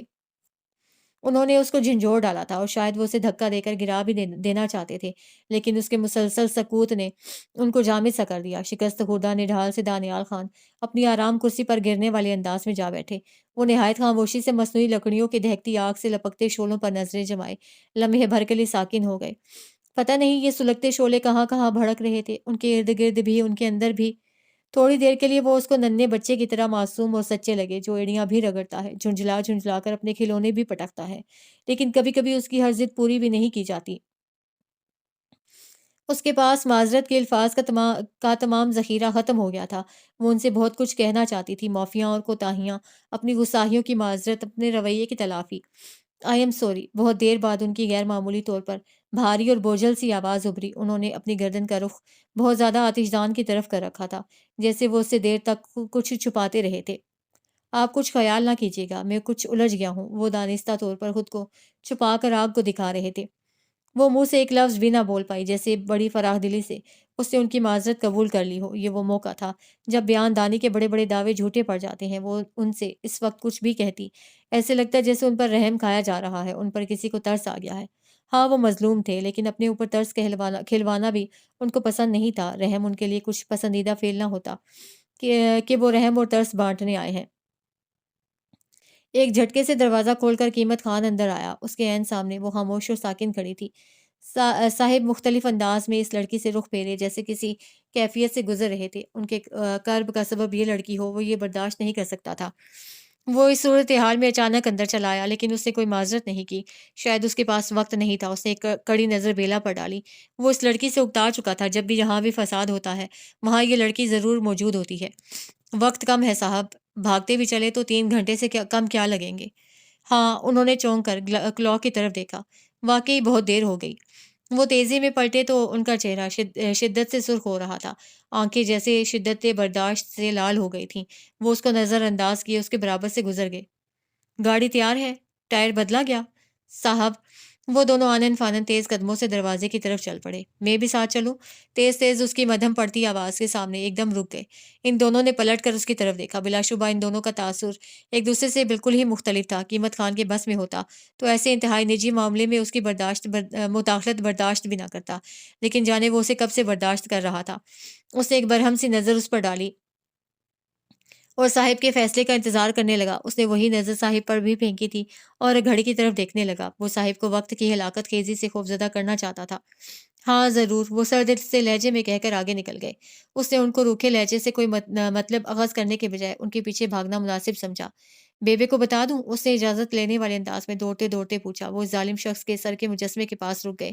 وہ ہمیشہ ان بھینچے لبوں والے شخص کو ظالم سمجھتی تھی، لیکن اب تو اس کے ظلم کی داستان بھی اس پر بھی عیاں ہو چکی تھی۔ یہ سردار دانیال خان اور سردار بندیال خان کا باپ ہی تھا نا؟ کیا بتا دوں؟ انہوں نے دبے لہجے میں دان بھینج کر پوچھا کہ بندیال کو ہم نے قتل کرنے کے بجائے آج 15 سال بعد اسپتال میں داخل کر دیا ہے۔ وہ تامل سے کرتی رہی۔ اگر ان کے علم میں آیا تو میں کیا جواب دوں گی؟ آپ کہہ دیجیے گا کہ آپ کچھ بھی کہہ دیجیے گا، میں سنبھال لوں گا۔ انہوں نے جیپ کی پچھلی نشست پر بیٹھنے کے لیے اگلی نشست کی بیگ گرائی اور جلدی جلدی اپنی سیٹیں سنبھال لیں۔ گاڑی قیمت خان چلا رہا تھا اور رات بالکل تاریک تھی۔ آپ نے گرم کپڑے تو مناسب پہن رکھے ہیں نا؟ وہ جانتی تھی وہ اس وقت وزاداری نبھا رہے ہیں۔ جی ہاں، یہ تقریباً 3 ساڑھے 3 گھنٹے کا سفر ہے۔ پیچھے کشن رکھے ہوں گے۔ اچھا جی۔ پھر دونوں طرف خاموشی چھا گئی۔ یہ ایک خاموش رات کی ویران سڑک تھی۔ گہری کھائیوں اور دیو قامت پہاڑوں کے بھوت کے سوا سڑک پر کچھ بھی دکھائی نہیں دے رہا تھا۔ جیپ بار بار موڑ کاٹتی تھی۔ قیمت خان اپنے ماہر ہاتھ مضبوطی سے اسٹیئرنگ پر رکھے بڑی سہولت سے جیپ بھگا رہا تھا۔ تیز روشنی کا ہالہ سڑک پر دور تک پھیلا ہوا تھا اور وہ اس روشنی کے پیچھے پیچھے دوڑتا جیسے نور کی تلاش میں تھا۔ قیمت خان کو جیپ کے اندر سے کوئی دلچسپی نہیں تھی۔ اس کا سارا دھیان باہر کی طرف تھا۔ اندر کیا ہو رہا تھا اس کی بلا سے۔ اس نے ایک اچٹتی سی نظر ڈرائیور کے ساتھ بیٹھے شخص پر ڈالی۔ ان کی پٹھانوں ایسی سرخ و سفید گردن پر سلیقے سے کترے ہوئے بال کالر کے نزدیک آ رہے تھے۔ ان کی اپنی شخصیت کی طرح اجلا اجلا اور اکڑا اکڑا کالر۔ اس نے مدتوں میں یوں ان کو نزدیک سے دیکھا تھا اور فرصت سے دیکھا تھا، کیونکہ اس وقت یوں اس کا تفصیل سے جائزہ لینا پکڑا نہیں جا سکتا تھا کہ ان کی آنکھیں پیچھے کی طرف نہیں دیکھ سکتی تھیں۔ پتہ نہیں یہ شخص ظالم تھا یا مظلوم۔ ہر روز اس کی کتاب سے ایک نیا ورق کھل جاتا اور ایک نئی الجھن، نیا مسئلہ سامنے رکھ دیتی۔ کسی دن اور بھی فرصت سے اس شخص کا اس دنیا میں مرتبہ اور مقام کھوجنا تھا، لیکن اب کیا سمجھے؟ اٹھے ہوئے چوڑے شانوں کے اوپر وقار سے سجا ہوا سر کسی بھی ظالم انسان کا نہیں ہو سکتا۔ اپنی ذات پر یہ اعتماد اور سکون انسان کو صرف ضمیر کے آئینے میں ملتا ہے۔ وہ آج تک اس پر جو 2 بڑے بہتان باندھتی رہی تھی وہ انہی سے مبرہ تھا۔ نہ اس نے کسی کو قتل کیا تھا، نہ قید کر رکھا تھا۔ اس کے دونوں بہتان ایک ہی کڑی کے 2 سرے تھے۔ اب وہ اس پر الزام لگائے تو کیا، اور الزامات کی تلافی چاہے تو کیسے؟ بے ساختگی میں اس کی نگاہ شیشے کی طرف اٹھی۔ وہ اس کو بغور دیکھ رہے تھے۔ وہ خجل سی ہو گئی۔ ایسی باتوں کی وضاحت کے لیے معذرت کے کوئی طریقے بھی ایجاد نہیں ہوئے۔ اس نے کھڑکی سے باہر دیکھا۔ رات کی تاریکی اور سیاہ ہو گئی تھی۔ روکی کی رفتار میں کمی نہیں آئی تھی۔ رات کا جانے کون سا پہر تھا جب جیپ ایک ویران سی آبادی کے قدرے بارونق ہسپتال میں داخل ہوئی۔ بہت مدت بعد اس نے شہری آبادی کے اثرات دیکھے۔ رات تاریک تھی، لیکن مریضوں کے لواحقین برآمدوں اور پارکوں میں گھومتے دکھائی دے رہے تھے۔ اسپرٹ اور فنائل کی تیز بو کے بھپکے دماغ میں اترے تو اسے محسوس ہوا وہ ہسپتال میں آ پہنچی ہے۔ یہ سوات کے کسی سابق شہزادے کا ہسپتال تھا۔ اس کا نام اور تاریخ تعمیر ہسپتال کی پیشانی پر نمایاں طور پر آویزاں تھی اور برقی کمکموں سے جگمگا رہی تھی۔ اپنے نام کو ہر وقت روشن دیکھنے کی شدید خواہش نے کم از کم ایک نیکی تو کروا ہی ڈالی۔ ہسپتال کے فرش جگمگا رہے تھے۔ گاڑی پارکنگ ایریا میں کھڑی کر کے قیمت خان باہر آیا تو دانیال خان پہلے ہی ہسپتال کے ریسپشن تک پہنچ چکے تھے۔ قیمت خان اس کی ہمراہی کے لیے تھوڑا سا سست پڑ گیا۔ چھت پر نصب نیم گول بلبوں میں فرش پر ان کے سائے پانی میں لہراتے عکس کی طرح ڈول رہے تھے، جیسے وہ کوئی نوشیبہ تھی، حالانکہ یہ محل اس کا نہیں تھا۔ قیمت خان نے تھوڑا سا مؤدب ہو کر دروازہ کھولا اور اس کے اندر داخل ہونے کا انتظار کرنے لگا۔ تینوں آگے پیچھے اس کے کمرے میں داخل ہوئے۔ رات کے اس آخری پہر میں بھی وہ جاگ رہا تھا اور منتظر تھا کہ اس کی آنکھیں دروازے کی سمت گڑی ہوئی تھیں۔ ان تینوں کو تیزی سے اندر داخل ہوتے دیکھ کر اس کے بے رونق چہرے پر ہلکا سا ایک رنگ آیا اور گزر گیا۔ وہ پہلے کی نسبت کہیں زیادہ نڈھال تھا، دنوں کے بجائے جیسے برسوں کا مریض لگ رہا تھا۔ شیو بڑھ کر داڑھی بن گئی تھی، آنکھوں کے حلقے میں گڑھے اور نمایاں اور سیاہ ہو چکے تھے۔ متحرک ناشتے ہنستے ڈھیلے جیسے زندگی سے بالکل محروم ہو چکے تھے۔ آنکھوں سے برستی موردنی نے اس کا دل دھک سے کر دیا۔ اسے کچھ دیر پہلے اس کو اتنا نحیف، اتنا نڈھال تو نہیں دیکھا تھا۔ مل گیا۔ اس کی نگاہ کسی پر نہیں پڑی سوائے دانیال کے۔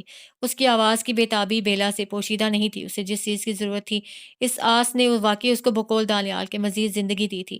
مل گیا۔ اسے ایک بوسیدہ سا 4 حصوں میں تقسیم کاغذ مومی لفافے میں لپٹا اس کو تھما دیا۔ وہ کانپتے ہاتھوں سے لفافہ کھولنے کی کوشش کرتا رہا۔ اس کے ہاتھوں کی لرزش اور رعشہ بہت نمایاں تھا۔ دانیال خان نے جیسے اسے خود ہی الجھنے کے لیے چھوڑ دیا تھا۔ شاید اسی میں ان کے لیے کوئی مصلحت ہو تاکہ وہ اپنی خوشی کو آہستہ آہستہ بانٹیں، یا شاید اس لیے کہ ان کا یوں حالی پڑے موت کی راہ دیکھنے سے کسی کام میں مصروف رہنا بہت بہتر تھا۔ لیکن اس سے یہ برداشت نہیں ہوا۔ اس نے آگے بڑھ کر لفافہ اس کے ہاتھ سے لے لیا۔ اس نے سکون سے لفافے کی پنیں کھولیں۔ بندے آل کی نظر پہلی مرتبہ اس پر پڑی تھی۔ اس کو مصروف عمل دیکھ کر اس کی مردہ آنکھوں میں زندگی کی ہلکی سی لہر دوڑی۔ بیلا بہت اچھی لڑکی ہے دانیال، اس نے دانیال کے چہرے پر کچھ ڈھونڈ ڈھونڈ کر کہا تھا۔ میں جانتا ہوں، وہ قطعیت سے کہہ کر خاموش ہو گئے۔ ان دونوں کی طرف سے بے دریغ لٹائے گئے ان سرٹیفکیٹس میں کہاں خلوص تھا اور کہاں رواداری، اس سے پوشیدہ نہیں رہا۔ قیمت خان نے ایک خاموش نظر چاروں طرف ڈالی، پھر خاموشی سے دروازہ کھول کر باہر نکل گیا۔ اس نے کھلا ہوا عدالتی کاغذ الٹ پلٹ کر دیکھا، ایک تائیدی سی نظر ان پر ڈالی، جیسے اسے یقین ہو گیا ہو کہ اسے جھوٹ نہیں بولا گیا، اسے بہلایا نہیں گیا۔ ہاں یہی، بالکل یہی۔ کتنی دیر جیسے وہ اس کی ایک ایک سطر ازبر کرتا رہا، الفاظ دہراتا رہا، رقوم بلند آواز میں پڑھتے پڑھتے وہ ایک دم جیسے بھج گیا۔ جو عذاب میں نے برداشت کیے ہیں وہ تم نہیں کرنا، اس نے تہدیدی انداز میں جیسے انہیں کچھ جتانا چاہا تھا۔ دانیال خان نے اس کی نصیحت کو لاپرواہی سے سنا، جیسے وہ اپنی شدید بیماری میں کچھ اول فول ہی بول رہے تھے۔ تم نے سنا دانیال، میں کیا کہہ رہا ہوں؟ میں نے سن لیا، آپ جانتے ہیں آپ کی سب باتیں میں دھیان سے سنتا ہوں۔ آپ ابھی تک سوئے نہیں، کیسے ہیں؟ انہوں نے ان کے دونوں ہاتھ اپنے گرم جوش ہاتھوں میں دبا لیے۔ پتہ نہیں، مجھے لگتا تھا یہ کاغذ مجھے مل گیا تو زندگی مل جائے گی، لیکن زندگی کا ملنا شاید آسان نہیں، اور معنی خیز انداز میں ہنس دیے۔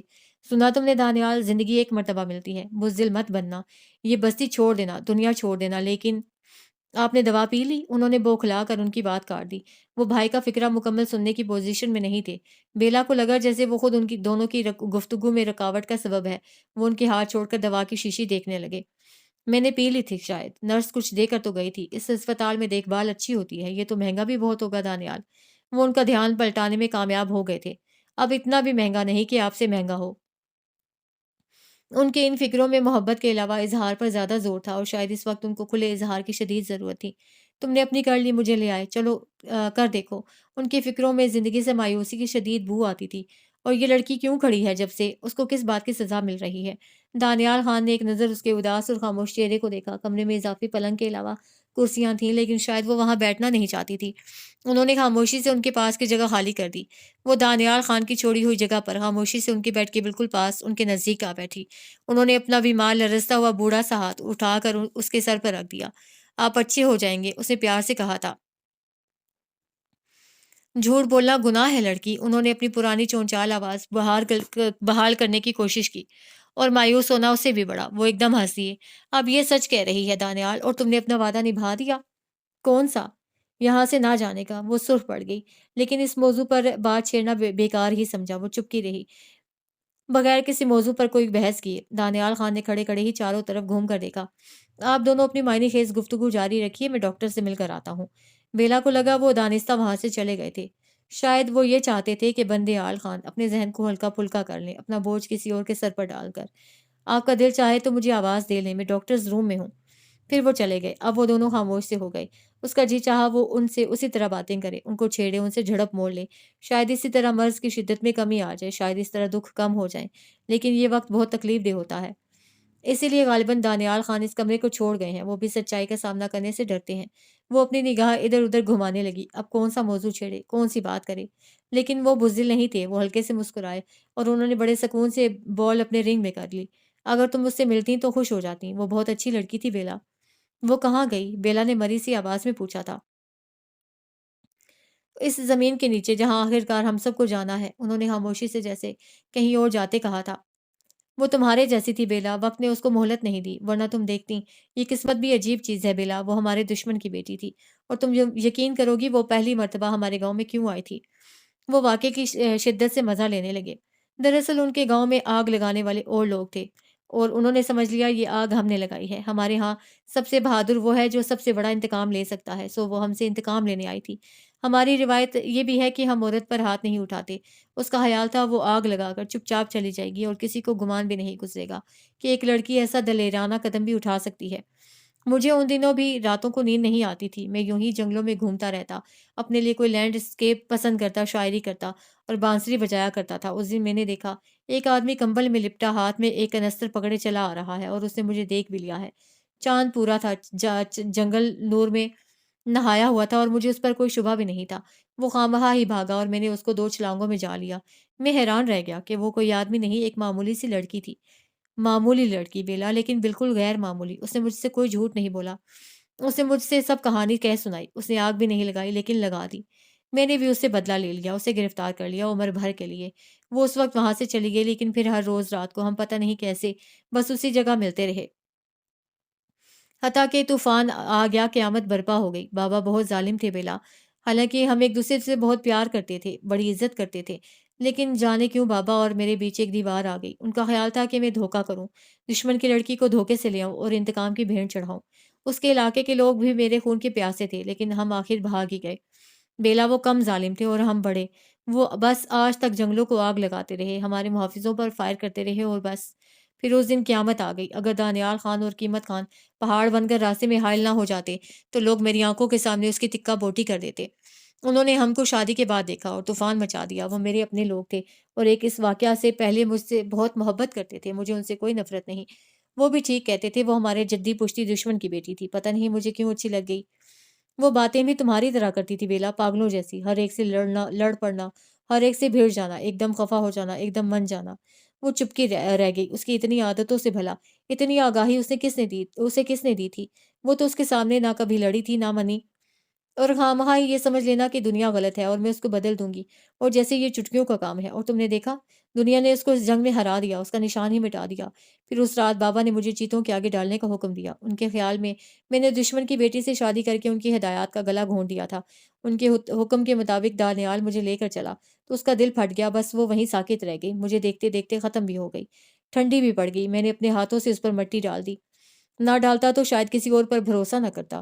اس کو دانیال نے اسی زمین پر دفن کیا، بابا بھی مجھے مار کر جی نہ سکے، اور میں خاموشی سے اسی زمین پر آ گیا جہاں وہ دفن تھی، اسی لیے میں وہ گھر نہیں چھوڑنا چاہتا تھا۔ وہ ساکت کی ساکت خاموش بیٹھی تھی، اس نے ایک گہری سانس لی۔ زندگی کیسی عجیب کہانی ہے، آپ کو آرام کرنا چاہیے، بہت رات ہو گئی ہے۔ انہوں نے تابیداری سے آنکھیں بند کر لیں، اور کتنی دیر بند رکھی، شاید وہ سو بھی گئے تھے۔ نرس رات کے اس پہر میں ان کو دوا دینے آئی تھی، لیکن ان کو ڈسٹرب نہ کرنے کے خیال سے پلٹ گئی۔ اس نے احتیاطاً گولی بیلا کے ہاتھ میں تھما دی۔ جب یہ جاگ جائیں تو گولی کھلا دیجیے گا جی۔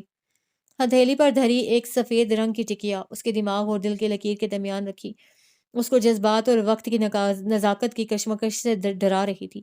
یہ وہ لوگ ہیں جو محبت میں کاروبار نہیں کرتے، جو زندگی میں کسی قسم کا بھی کوئی سودا کرنے پر آمادہ نہیں ہوتے، جو عشق اور محبت کے لیے جان سے گزر جاتے ہیں۔ ایک لمبی قید اور ایک لمبا سا بن باز کاٹ کر یہ شخص 15 سال بعد پہلی مرتبہ گڑھی کے اس علاقے سے باہر نکلا تھا۔ اس نے وہ جرم کیا جو دفعات پاکستان میں کہیں درج نہیں، جو شریعت کی کسی کتاب میں پرسش زدنی نہیں، لیکن اس کی پاداش میں اس نے عمر بھر کی سزا کاٹی ہے۔ اس کو اپنی زندگی کے برباد ہو جانے کا کوئی پچھتاوا نہیں، کوئی ملال بھی نہیں۔ پتہ نہیں اس نے عمر کا وہ ایک برس کتنا خوبصورت بسر کیا تھا کہ وہ عمر بھر تاوان دینے پر آمادہ تھا۔ اس وقت جب دانیال خان نے ان کو بے تحاشا باتیں کرتا سن کر کمرے کا دروازہ کھولا تھا تو بندے آل خان کہہ رہے تھے، محبت میں عمر بسر کرنا مصیبت ہے بیلا، اور میں جانتا ہوں دانیال خان کس عذاب سے گزر رہا ہے، لیکن اس میں راحت بھی ہے۔ اسے سارے عذاب چکھ لیے ہیں اور راحتیں ترک کر دی ہیں۔ کیا عدیلہ خٹک ان سے اتنا عشق نہیں کرتی؟ بظاہر اس نے بڑی لاپرواہی سے پوچھا تھا، لیکن انہوں نے بہت سنجیدگی سے جواب دیا تھا۔ کون عدیلہ خٹک؟ میں تمہاری بات کر رہا ہوں، اس نے تمہاری کتنی ہی باتیں مجھ سے کی ہیں۔ وہ سارا دن تمہارے قصے بیان کرتا ہے، لیکن وہ ڈرتا ہے۔ وہ تمہیں بستی والوں کے سپورٹ نہیں کرنا چاہتا۔ وہ کر بھی نہیں سکتا۔ وہ اپنی موت سے نہیں، تمہاری موت سے ڈرتا ہے۔ وہ ساکت کی ساکت اور خاموش کی خاموش رہ گئی۔ یہ انکشاف اس پر بہت بھاری پڑا تھا۔ آپ کو اتنی باتیں نہیں کرنی چاہیے لالا، دانیال خان نے دروازہ کھول کر تنبیہ کی تھی۔ کرنے دو دانیال، انہوں نے منت سے کہا تھا۔ کیا پتا میں کب چپ ہو جاؤں۔ وہ بہت دیر سے چپ پڑا تھا اور دوا کے سفید رنگ کی گولی اس کی ہتھیلی پر دھری تھی۔ پتہ نہیں کیا وقت ہوا ہے، دوا کا وقت گزرنا نہیں چاہیے۔ وہ بے تابی سے اٹھ کر بیٹھی۔ کمرے میں کوئی بھی نہیں تھا اور اسے اس طویل خاموشی سے خوف آ رہا تھا۔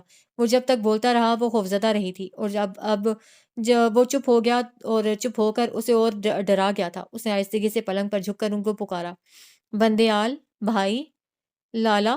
سرگوشی نے خوفزدہ بلند آواز کی شکل اختیار کی، پھر اس نے گھبرا کر اونچی آواز سے کہا، لالا۔ رات کے اس پہر میں جب سارا ہسپتال ایک خاموش سناٹے میں ڈوبا ہوا تھا، دل دہلا دینے والی ایک چیخ اس کے حلق سے برآمد ہوئی۔ دانیال! ہسپتال کا اسٹاف، نرسیں، ڈاکٹرز اور دانیال خان آگے پیچھے کمرے میں داخل ہوئے۔ اچانک ہی ایمرجنسی ہو گئی۔ انہوں نے آکسیجن کا ماسک چڑھایا، ڈرپ دینے کی کوشش کی، رگیں کاٹیں، پھر انہوں نے مریض کے چہرے پر چادر ڈال دی۔ اب ان کے اور مریض کے درمیان کا رشتہ ختم ہو گیا۔ انہوں نے باری باری کمرہ چھوڑ دیا، دوا دینے آنا، ڈرپ چیک کرنا، مریض کا حال پوچھنا، جیسے انہوں نے آنکھیں ماتھے پر رکھ لیں اور قطعی غیر دلچسپی سے ان کے کمرے کے سامنے سے ٹک ٹک کرتے کسی اور کمرے میں گھس جاتے۔ اس نے ہمیشہ اس شخص کو بستر یا بستر کے آس پاس ہی دیکھا تھا، لیکن اتنا خاموش، اتنا ساکن۔ آہستہ آہستہ اس کی آنکھوں میں وحشت سی اتر رہی تھی۔ اسے لگا جیسے اس کے اعصاب ناکارہ ہو چکے ہیں۔ کتنی دفعہ اس کو لگا وہ چادر ہٹا کر دیکھے گی تو اس کے چہرے کے ساتھ اور کتنے چہرے ہوں گے، اس کی ماں کا چہرہ، باپ کا چہرہ۔ کتنی دفعہ اس کو لگا اس کی چادر کے نیچے اس کے سینے میں حرکت ہے۔ پتہ نہیں سب لوگ کہاں چلے گئے تھے، بس ایک گھور اندھیرا اور خاموشی۔ وہ کرسی پر ساکن بیٹھی بیٹھی بے تابی سے کھڑی ہو گئی۔ انہوں نے نہ صرف حرکت کی تھی بلکہ اس کو پکارا بھی تھا، لڑکی، وہ سانس لے رہے ہیں، وہ زندہ ہیں، اس نے بلند آواز سے پکارا۔ کسی نے پیچھے سے اس کا کندھا تھپتھپایا۔ اسے پلٹ کر دیکھا، وہ دانیال خان تھے۔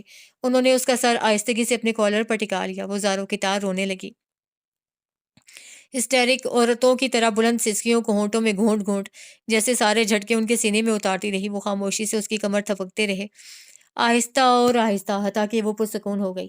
تھک کر اور نڈھال ہو کر وہ جیسے کرسی پر گر گئی۔ دانیال خان بردباری سے حالات کو سنبھالتے اور وقت کی نزاکت کو دیکھتے پھر رہے تھے۔ وہ ان کی قیمتی چیزوں کو سمیٹتے، ان کی نشانیوں کی حفاظت کرتے، ڈیتھ سرٹیفکیٹ کا حصول اور ایمبولینس کی بازیابی۔ قیمت خان، انہوں نے سنجیدگی سے کہا، تم بی بی کو گھر لے چلو۔ میں مالک کو چھوڑ کر کہیں نہیں جاؤں گا۔ اس نے گستاخی سے نفرت کا اظہار کیا۔ ہمیں دیر ہو جائے گی قیمت خان، انہوں نے اسی تحمل سے کہا۔ سرجن نثار ایمبولینس ڈپارٹمنٹ والوں کی طرف ہے۔ میں ہرگز نہیں جاؤں گا۔ قیمت خان جھنجھلایا ہوا تھا اور اس نے اس طرح کی حکم عدولی بھی کبھی نہیں کی تھی۔ مان جاؤ قیمت خان۔ وہ دانیال خان کی آواز کے ٹھہراؤ اور چہرے کے ضبط پر حیرت زدہ رہ گئی۔ وہ کہیں سے بھی نروس اور گھبراہٹ کا شکار نہیں لگ رہے تھے۔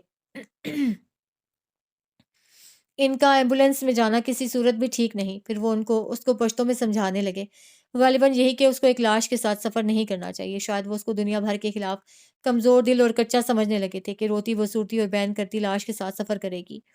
اس کو بہادری کے تمغے بے دریغ لٹائے گئے اور ہمیشہ اس نے تمغوں کا بجائے استعمال کیا تھا، لیکن اس وقت اس کو ایک ناجائز بہادری کے پہاڑ تلے دبنے سے بچا لیا گیا تھا۔ اب گفتگو دیار غیر کی بولی میں ہو رہی تھی، اس لیے وہ قطعی ناواقف رہی کہ آخری فیصلہ کیا ہو پایا۔ دانیال خان کا استحکام اور قیمت خان کی ہر دھرمی اپنی اپنی جگہ قائم تھی۔ وہ خاموشی سے کرسی پر بیٹھی سفید رنگت کی چادر میں ساکت لپٹے شخص کو سوچتی رہی۔ وہ کیا کیا نہیں بولا تھا اور بولتے بولتے چپ ہو گیا تھا۔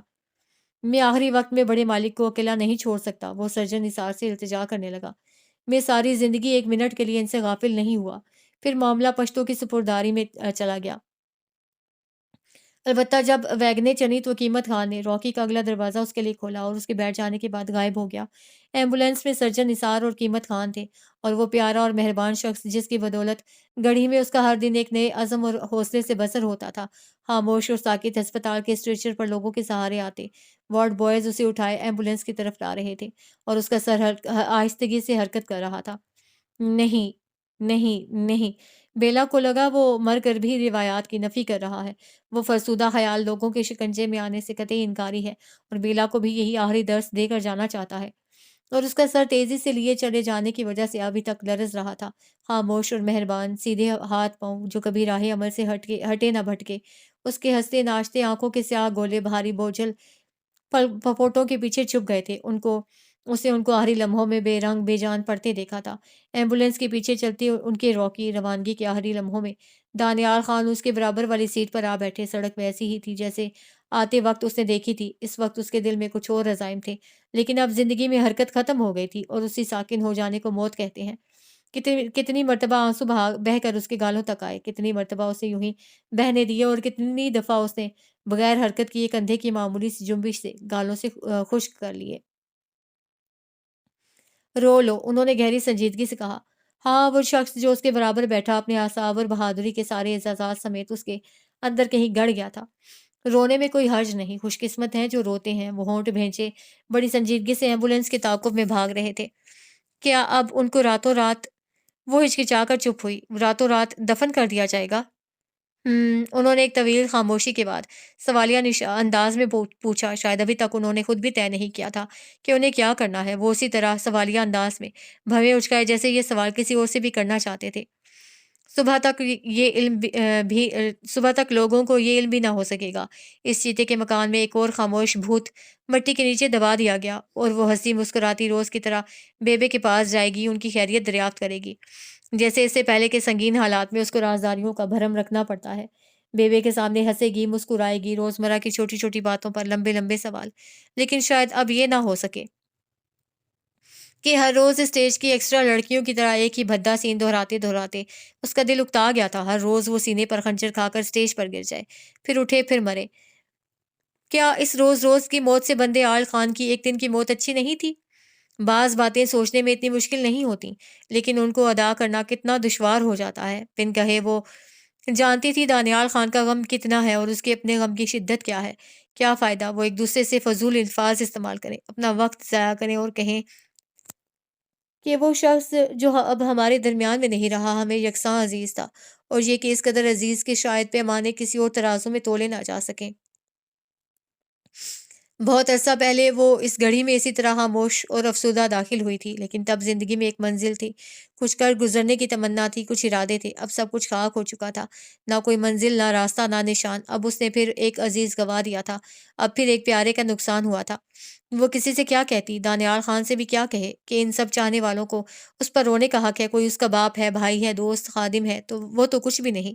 نہ کوئی خونی رشتہ ہے، نہ جذباتی۔ ہاں، ایک روح کا دوسری روح سے ایک خوشگوار سا تعلق تھا۔ دانیال خان نے اس کی طرف دیکھے بغیر ہاتھ بڑھا کر اس کی گردن پر بالوں کو تھپتھپایا تھا، باوجود شدید ضبط کے اس کے حلق سے پھر کوئی سسکی پھسلی تھی۔ انہوں نے ایک لفظ بھی نہیں کہا، ہاں، لیکن ہاں، مرنے والے پر اس کا کوئی حق تھا، کم از کم انہوں نے یہ تسلیم تو کر لیا تھا۔ جس وقت ان کی گاڑی گڑھی کے اس گیٹ سے اندر داخل ہوئی جہاں مسلح گارڈ چوکس کھڑی تھی، تو اس کو نامعلوم سی ہنسی آ گئی۔ بعض اوقات ہمارا اسلحہ، ہماری طاقت، ہماری زبان، ہماری روایات سب مل کر ہار جاتی ہیں، اور سزا یافتہ مجرم چپکے سے کھسک بھی لیتا ہے۔ اب کون سی بندوق اس کا نقصان کر سکتی تھی؟ اب کون سا چیتا اس کو پھاڑ کھانے کے شوق میں بےتاب ہوگا کہ قدرت ظالموں کے ساتھ بڑا سنگین مذاق کرتی ہے۔ مسجد کا مؤذن صبح ہونے کا اعلان کر رہا تھا، اس اعلان کے ساتھ کہ خدا عظیم ہے، واقعی وہی سب سے بلند تر اور برتر ہے۔ لیکن گاڑی ایمبولینس سے آگے نکل کر نہ اپنے گھر کی طرف گئی، نہ بندے آل خان کے خاموش چونے کے گھر کی طرف۔ وہ گاڑی دوڑاتے نشیب میں اترے اور بستی کی طرف جانے والے کچے راستے پر بے تحاشا دوڑنے لگے۔ ایمبولینس سے مسلسل ہارن بجایا جا رہا تھا، غالباً وہاں سے اگلی گاڑی کی سمت معلوم کی جانے کی خواہش تھی، یا دانیال خان کے ممکنہ ارادوں سے آگاہی کے بعد قیمت خان اور سرجن نثار انہیں چوکنا کرنا چاہتے تھے۔ انہوں نے کسی کی بھی نہیں سنی۔ وہ گاڑی سے اترے، ایمبولینس کھولی۔ انہوں نے صبح صبح مسجد کے دروازے پر ان کی لاش لا کر رکھ دی۔ مسجد میں نمازی آہستہ آہستہ آ ہی رہے تھے۔ انہوں نے بلند آواز سے پکار کر کہا، گڑھی والو، یہ ہے وہ ذلیل شخص جس کو تم نے مرے ہوئے چوہے کی طرح دھتکار کر پھینک دیا تھا، جس کے ناپاک ملیچ قدموں کو تم نے اپنی پاک بستی سے دور کر دیا تھا۔ یہ آج پھر تمہارے درمیان آ گیا ہے، آج اس کی سزا ختم ہو گئی ہے۔ لو اب اپنی روایتوں سے بغاوت کا انتقام لو، اب اس کے لاش کے ٹکڑے اڑا دو، اس کو چیل کووں کے حوالے کر دو۔ آؤ، باری باری میرے سامنے آؤ۔ دانیال خان کے تمتمائے چہرے اور بلند آواز سن کر لوگ گھروں سے نکل کر باہر آنے لگے۔ وہ سراسیما تھے۔ دانیال خان کے کہے ہوئے لفظوں کے مفہوم ان کی سمجھ میں نہیں آ رہے تھے۔ قیمت خان نے پستول کی سختی اپنے ہاتھ پر محسوس کی۔ بیلا اس کے برابر کھڑی تھی۔ اس نے دیکھا وہ جلال سے لرز رہا تھا۔ اگر دانیال خان کی دعوت کے باوجود کوئی شخص اس لاش کی طرف ہاتھ بھی اٹھاتا تو قیمت خان اسے بھون کر رکھ دیتا۔ ذرا ہی دیر میں بندے آڑ کی زمین پر رکھی لاش کے اسٹریچر کے گرد بستی اکٹھی ہو گئی تھی۔ اس نے گڑھی میں کبھی اتنے لوگ اکٹھے نہیں دیکھے تھے۔ جانے سردار دانیال کس کا جنازہ اٹھا لایا ہے، وہ اتنے غصے میں کیوں ہے، اور یہ کیا اول فول بول رہا ہے؟ جرگے کے کسی بزرگ رکن نے بڑھ کر چادر کا کونا سرکایا، بڑے مالک، اور چیخ مار کر گرا دیا۔ لمحہ بھر میں پشتوں میں پھیلتی یہ خبر مجمع میں برقی رو کی طرح گردش کر گئی کہ اس چادر کے نیچے کون ہے۔ آوازوں کے شور میں لوگ قیمت خان کو جھنجھوڑ رہے تھے۔ وہ احتجاج کر رہے تھے کہ بڑے مالک کو اب تک کس پردے میں رکھا گیا۔ وہ اس کے نام لیوا تھے، وفادار تھے، اس پر اپنی جان نچھاور کرنے پر آمادہ تھے۔ بندے آل نے ہسپتال میں بیلا کو سچ بتایا تھا۔ مجمع کا جوش و خروش بڑھتا جا رہا تھا، لیکن اب بہت دیر ہو گئی تھی۔ محبتوں کے اظہار میں ہم ہمیشہ کام چوری اور سستی کرتے آئے ہیں، اور اسی غفلت کے نتیجے میں وہ شخص ہمیشہ ہمیشہ کے لیے بچھڑ جاتا ہے۔ آپ کا پیار اس کے لیے موت کے بعد کی دوا ہے۔ وہ دھاڑے مار مار کر رو رہے تھے، آوازوں سے چلا رہے تھے۔ انہوں نے جنازہ کندھوں پر اٹھایا اور بستی کی طرف چلے۔ انہوں نے سرداروں کے شایان شان میت کو غسل دینا اور کفنانا تھا اور جنازہ دھوم دھام سے اٹھانا تھا۔ وہ جنازے کو لے کر روتے جا رہے تھے کہ قیمت خان بے تابی سے ان کے پیچھے دوڑا۔ لوگوں کی تیزی میں دانیال خان، سرجن نثار اور بیلا پیچھے رہ گئے تھے۔ اسے لگا دور جاتے جنازے میں بندے آل خان اٹھ کر بیٹھ گئے ہیں اور ہنس رہے ہیں۔ دیکھا لڑکی، اس بستی میں یوں چاہا جاتا ہے۔ جیسے انہوں نے اپنا استقبال اپنی آنکھوں سے دیکھ لیا ہے اور تسلی کر لی ہے۔ اگر بستی والے غلطی کرتے ہیں تو غلطیوں پر پشیمان بھی ہو سکتے ہیں۔ اس کا مطلب وہ انسان ہیں، ان کے اندر کی انسانیت ابھی ختم نہیں ہوئی، وہ اچھا انسان ان کے اندر بالکل ہی مر نہیں گیا۔ سرجن نثار نے دانیال خان کی کمر کے گرد بازو رکھا اور ان کو آہستگی سے لیے بستی والوں کے پیچھے جانے لگا۔ وہ ایک لمبے چوڑے میدان میں تنہا رہ گئی۔ وہ سامنے مدرسہ تھا، دوسری طرف اسکول اور بستی کے ان عورتوں کے گھر جہاں کے چپے چپے سے وہ آگاہ تھی، جہاں قدم قدم بیج بویا تھا۔ پتہ نہیں کتنے عرصے سے وہ اس ویرانے میں بالکل اکیلی، تہی داماں اور خاموش کھڑی تھی، یا شاید لمحوں میں یہاں طوفان اٹھا اور چلا بھی گیا، بربادی اور تباہی کے نشانات پھیلا کر۔ وہ چپ چاپ ساکن کھڑی رہی، بغیر جنبش کیے، بغیر ایک لفظ منہ سے ادا کیے۔ بیلا، اسے کسی نے پکارا تھا۔ اس نے گھوم کر دیکھا اور چپ ہی رہی۔ وہ خان گل تھا۔ پتہ نہیں وہ بھی اس تماشے میں شامل تھا یا بعد میں کہیں سے نمودار ہو گیا۔ وہ دونوں ایک دوسرے کے مقابل بہت دیر کے لیے خاموش رہ گئے۔ چلو بیلا، اس نے دھیمے سے کہا، میں تمہیں گھر چھوڑ دوں۔ ہاں خان گل، اس نے طویل اور گہرا سانس لیا۔ لگتا ہے ہزاروں سال پہلے مجھے تم ہی یہاں گاڑ گئے تھے خان گل، تم ہی مجھے لائے تھے، تم ہی مجھے چھوڑاؤ ابھی اسی وقت۔ میں پشاور جانا چاہتی ہوں خان گل، کیا تم مجھے چھوڑاؤ گے؟ ہاں، اس نے بلا تعامل کہا، چلو۔ گاڑی آہستہ آہستہ پلیٹ فارم میں داخل ہوئی۔ تیز روشنیوں اور پیٹرو میکس کے چھینکوں والی ریڑھی گاڑیاں ٹرین کے ساتھ ساتھ جاگنے لگیں۔ لاہور کے پلیٹ فارم کا مخصوص طوفان اور غلغلہ کھڑکیوں کے راستے در آیا۔ آگے جانے والی کھڑکی دروازوں سے اپنا سامان اندر پھینک رہے تھے اور اترنے والے تیزی میں چھلانگیں مار رہے تھے۔ اسے نہ اترنے کی جلدی تھی، نہ چڑھنے کی۔ سارے راستے، ساری منزلیں بے نشان رہ گئی تھیں۔ یہ وہی جگہ تھی جہاں سے سال بھر پہلے وہ نئے ارادوں، نئے ولولوں سے نکلی تھی، کچھ کر گزرنے کی خواہش، کچھ بن جانے کی حسرت۔ گاڑی آہستگی سے آواز پیدا کر کے رک گئی۔ اس نے اپنا اکلوتا سوٹ کیس اٹھایا اور خاموشی سے افراتفری مچانے والوں کا تماشا دیکھنے لگی۔ لینے والوں اور رخصت کرنے والوں کی رفتار مسافروں سے دگنی تھی، اور وہ مسافروں سے زیادہ مشتاق اور مسافروں سے زیادہ بدحواس تھے۔ گاڑی کا ڈبہ اور پلیٹ فارم ہمواری کے ساتھ ساتھ کھڑے تھے۔ اس نے سکون سے قدم رکھا۔ یہ لاہور کا ریلوے اسٹیشن تھا، پاکستان کا سب سے زندہ اور بھرپور اسٹیشن۔ یہاں لوگ تھے اور اپنے ہونے کا ثبوت دیتے تھے۔ لوگ لوگوں سے مل رہے تھے، چھوڑ کے آنے والوں کا حال دریافت کر رہے تھے، آگے جانے والوں کو بے تابی سے نصیحتیں کر رہے تھے۔ اسے نہ کوئی لینے آیا تھا، نہ رخصت کرنے۔ اس کا کوئی مہمان نہیں تھا۔ یہاں سے جاتے وقت رحیم چاچا اور ان کی پوٹلیاں تو تھیں، اب وہ بھی نہیں رہا۔ اس نے ایک مدت بعد اتنا شور سنا تھا اور اس کے کان اس شور کے عادی نہیں ہو پا رہے تھے، محض 1 سال۔ اور 1 سال نے اس کو سناٹوں کا اس قدر عادی کر دیا تھا کہ یہ زندہ جاوید، جیتا جاگتا ہنگامہ اس کے اعصاب کو توڑ پھوڑ رہا تھا۔ اس نے اپنے سوٹ کیس کا تسمہ پکڑا اور پالتو کتے کی طرح کھینچتی نکلتی چلی گئی۔ کلیوں نے لیڈی سواری کو تنہا بیگ گھسیٹتے دیکھا، جیسے وہ اپنے گھر کے سامنے بنے فٹ پاتھ پر شام کی تفریح کے لیے نکلی ہو۔ کلی بے قراری سے اس کے سامنے لپکے۔ ایسی مجبور سواریاں پیسے زیادہ دے بھی جاتی ہیں، لیکن وہ محض سامنے دیکھتے نپے تلے قدموں سے پلیٹ فارم کی سیڑھیاں عبور کرتی رہی، جیسے اس کے ہاتھ میں وزن نہیں، اس کا نامہ اعمال تھا، اس کا سارا کچا چھٹا تھا، اس کا سارا ماضی اس کے سامنے تھا اور آگے کچھ بھی نہیں۔ اس کا پلیٹ فارم نمبر 5 اور 4 بالترتیب عبور کر کے ایک مدت بعد میدانوں کی زمین میں پر قدم رکھا۔ اب وہ پہاڑوں پر سے اتر آئی تھی، اس نے ہتھیار ڈال دیے تھے، زندگی میں جو کچھ ہونا ہے، جس طرح ہونا ہے، اب اس کی بلا سے گول دائرے والے چوک کے گرد بے تحاشا بھاگتا ٹریفک، گاڑیوں کے ہارن، اونچے اونچے قد آور فلمی اشتہارات اسٹیشن کے آس پاس اور اونچے اونچے ہوٹلوں کی تعمیر، جیسے 1 سال پہلے وہ جو کچھ چھوڑ کر گئی تھی، یہ سب یہیں اسی جگہ کھڑا اس کا منتظر تھا، صرف اس نے اپنا ہاتھ اٹھا لیا تھا۔ ٹیکسی والوں کے اڈے کے پاس رک کر اس نے رکشہ تلاش کرنے کی کوشش کی، وہ دوڑتی بھاگتی رواں دواں ٹریفک کے درمیان گھری جیسے اجنبی شہر کے اجنبی حصے میں کھڑی تھی۔ اس نے رکشہ ٹیکسی روکنے کی کوشش کی، لیکن اس کو بہت عجیب سا لگا، وہ سب اس سے اجنبی تھے اور کسی اجنبی زبان میں اسے جانے کیا کیا کہہ رہے تھے، پتہ نہیں وہ الفاظ ہی ناشنا تھا یا اس کے سننے والے کان شناسا نہیں رہے۔ وہ بیگ گھسیٹتی بے تحاشا ہارن دیتی ٹریفک کے درمیان سے نکلتی آگے چلی آئی، راستہ طویل تھا اور وہ اسٹیشن سے کچھ آگے نکل آئی تھی کہ کسی رکشہ والے نے رکشہ روک کر اس کا سامان سیٹ پر رکھا، اس کو بیٹھنے کا راستہ دیا۔ کہاں جانا ہے بی بی؟ کہاں؟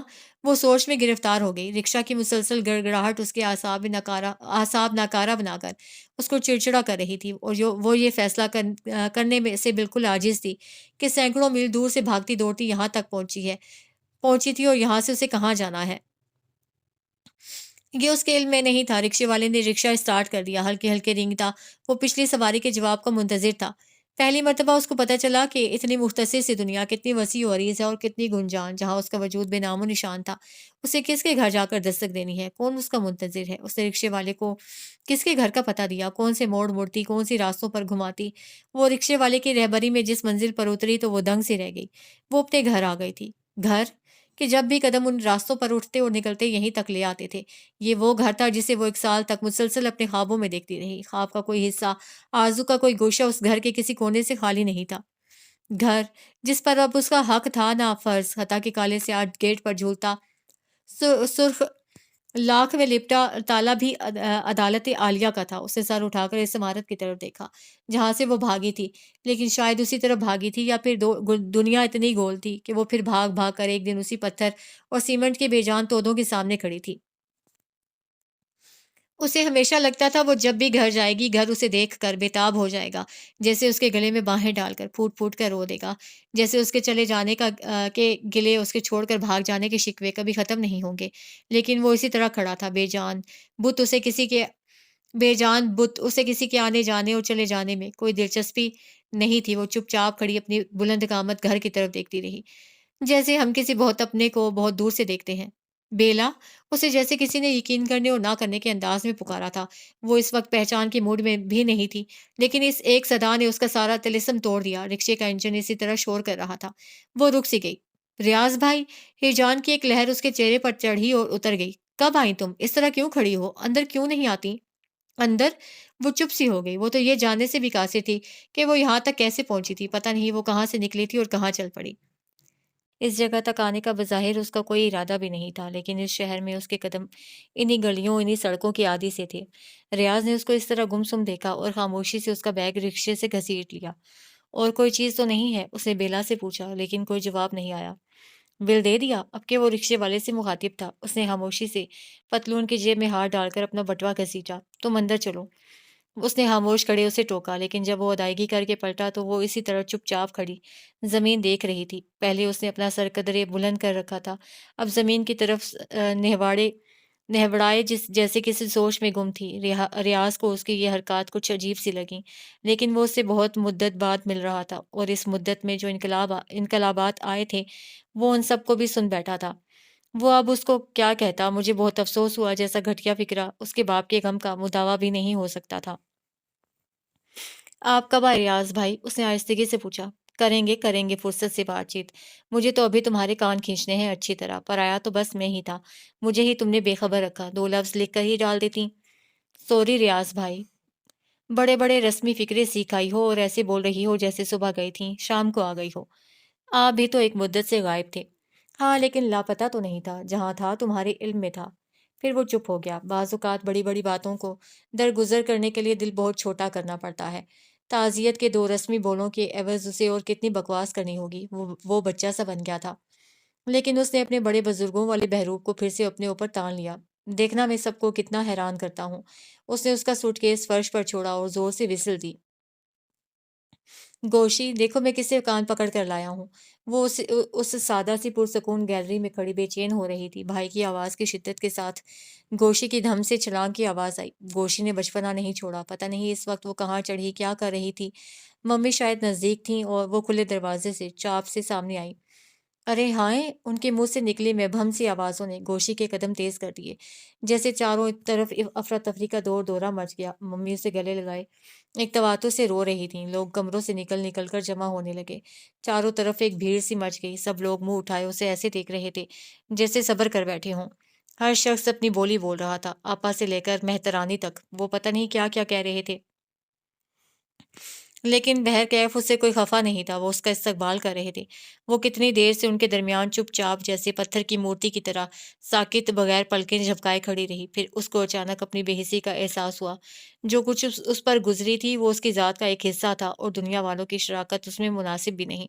اس کو اپنی تقدیر کے ساتھ کیے سارے ستم خود سہنے ہوں گے۔ لوگوں کو ہمراز بنا کر مظلومیت کا ڈھونگ رچانے سے کیا حاصل؟ اس نے اپنا پرس گرا دیا اور باری باری لوگوں سے گلے ملنے لگی۔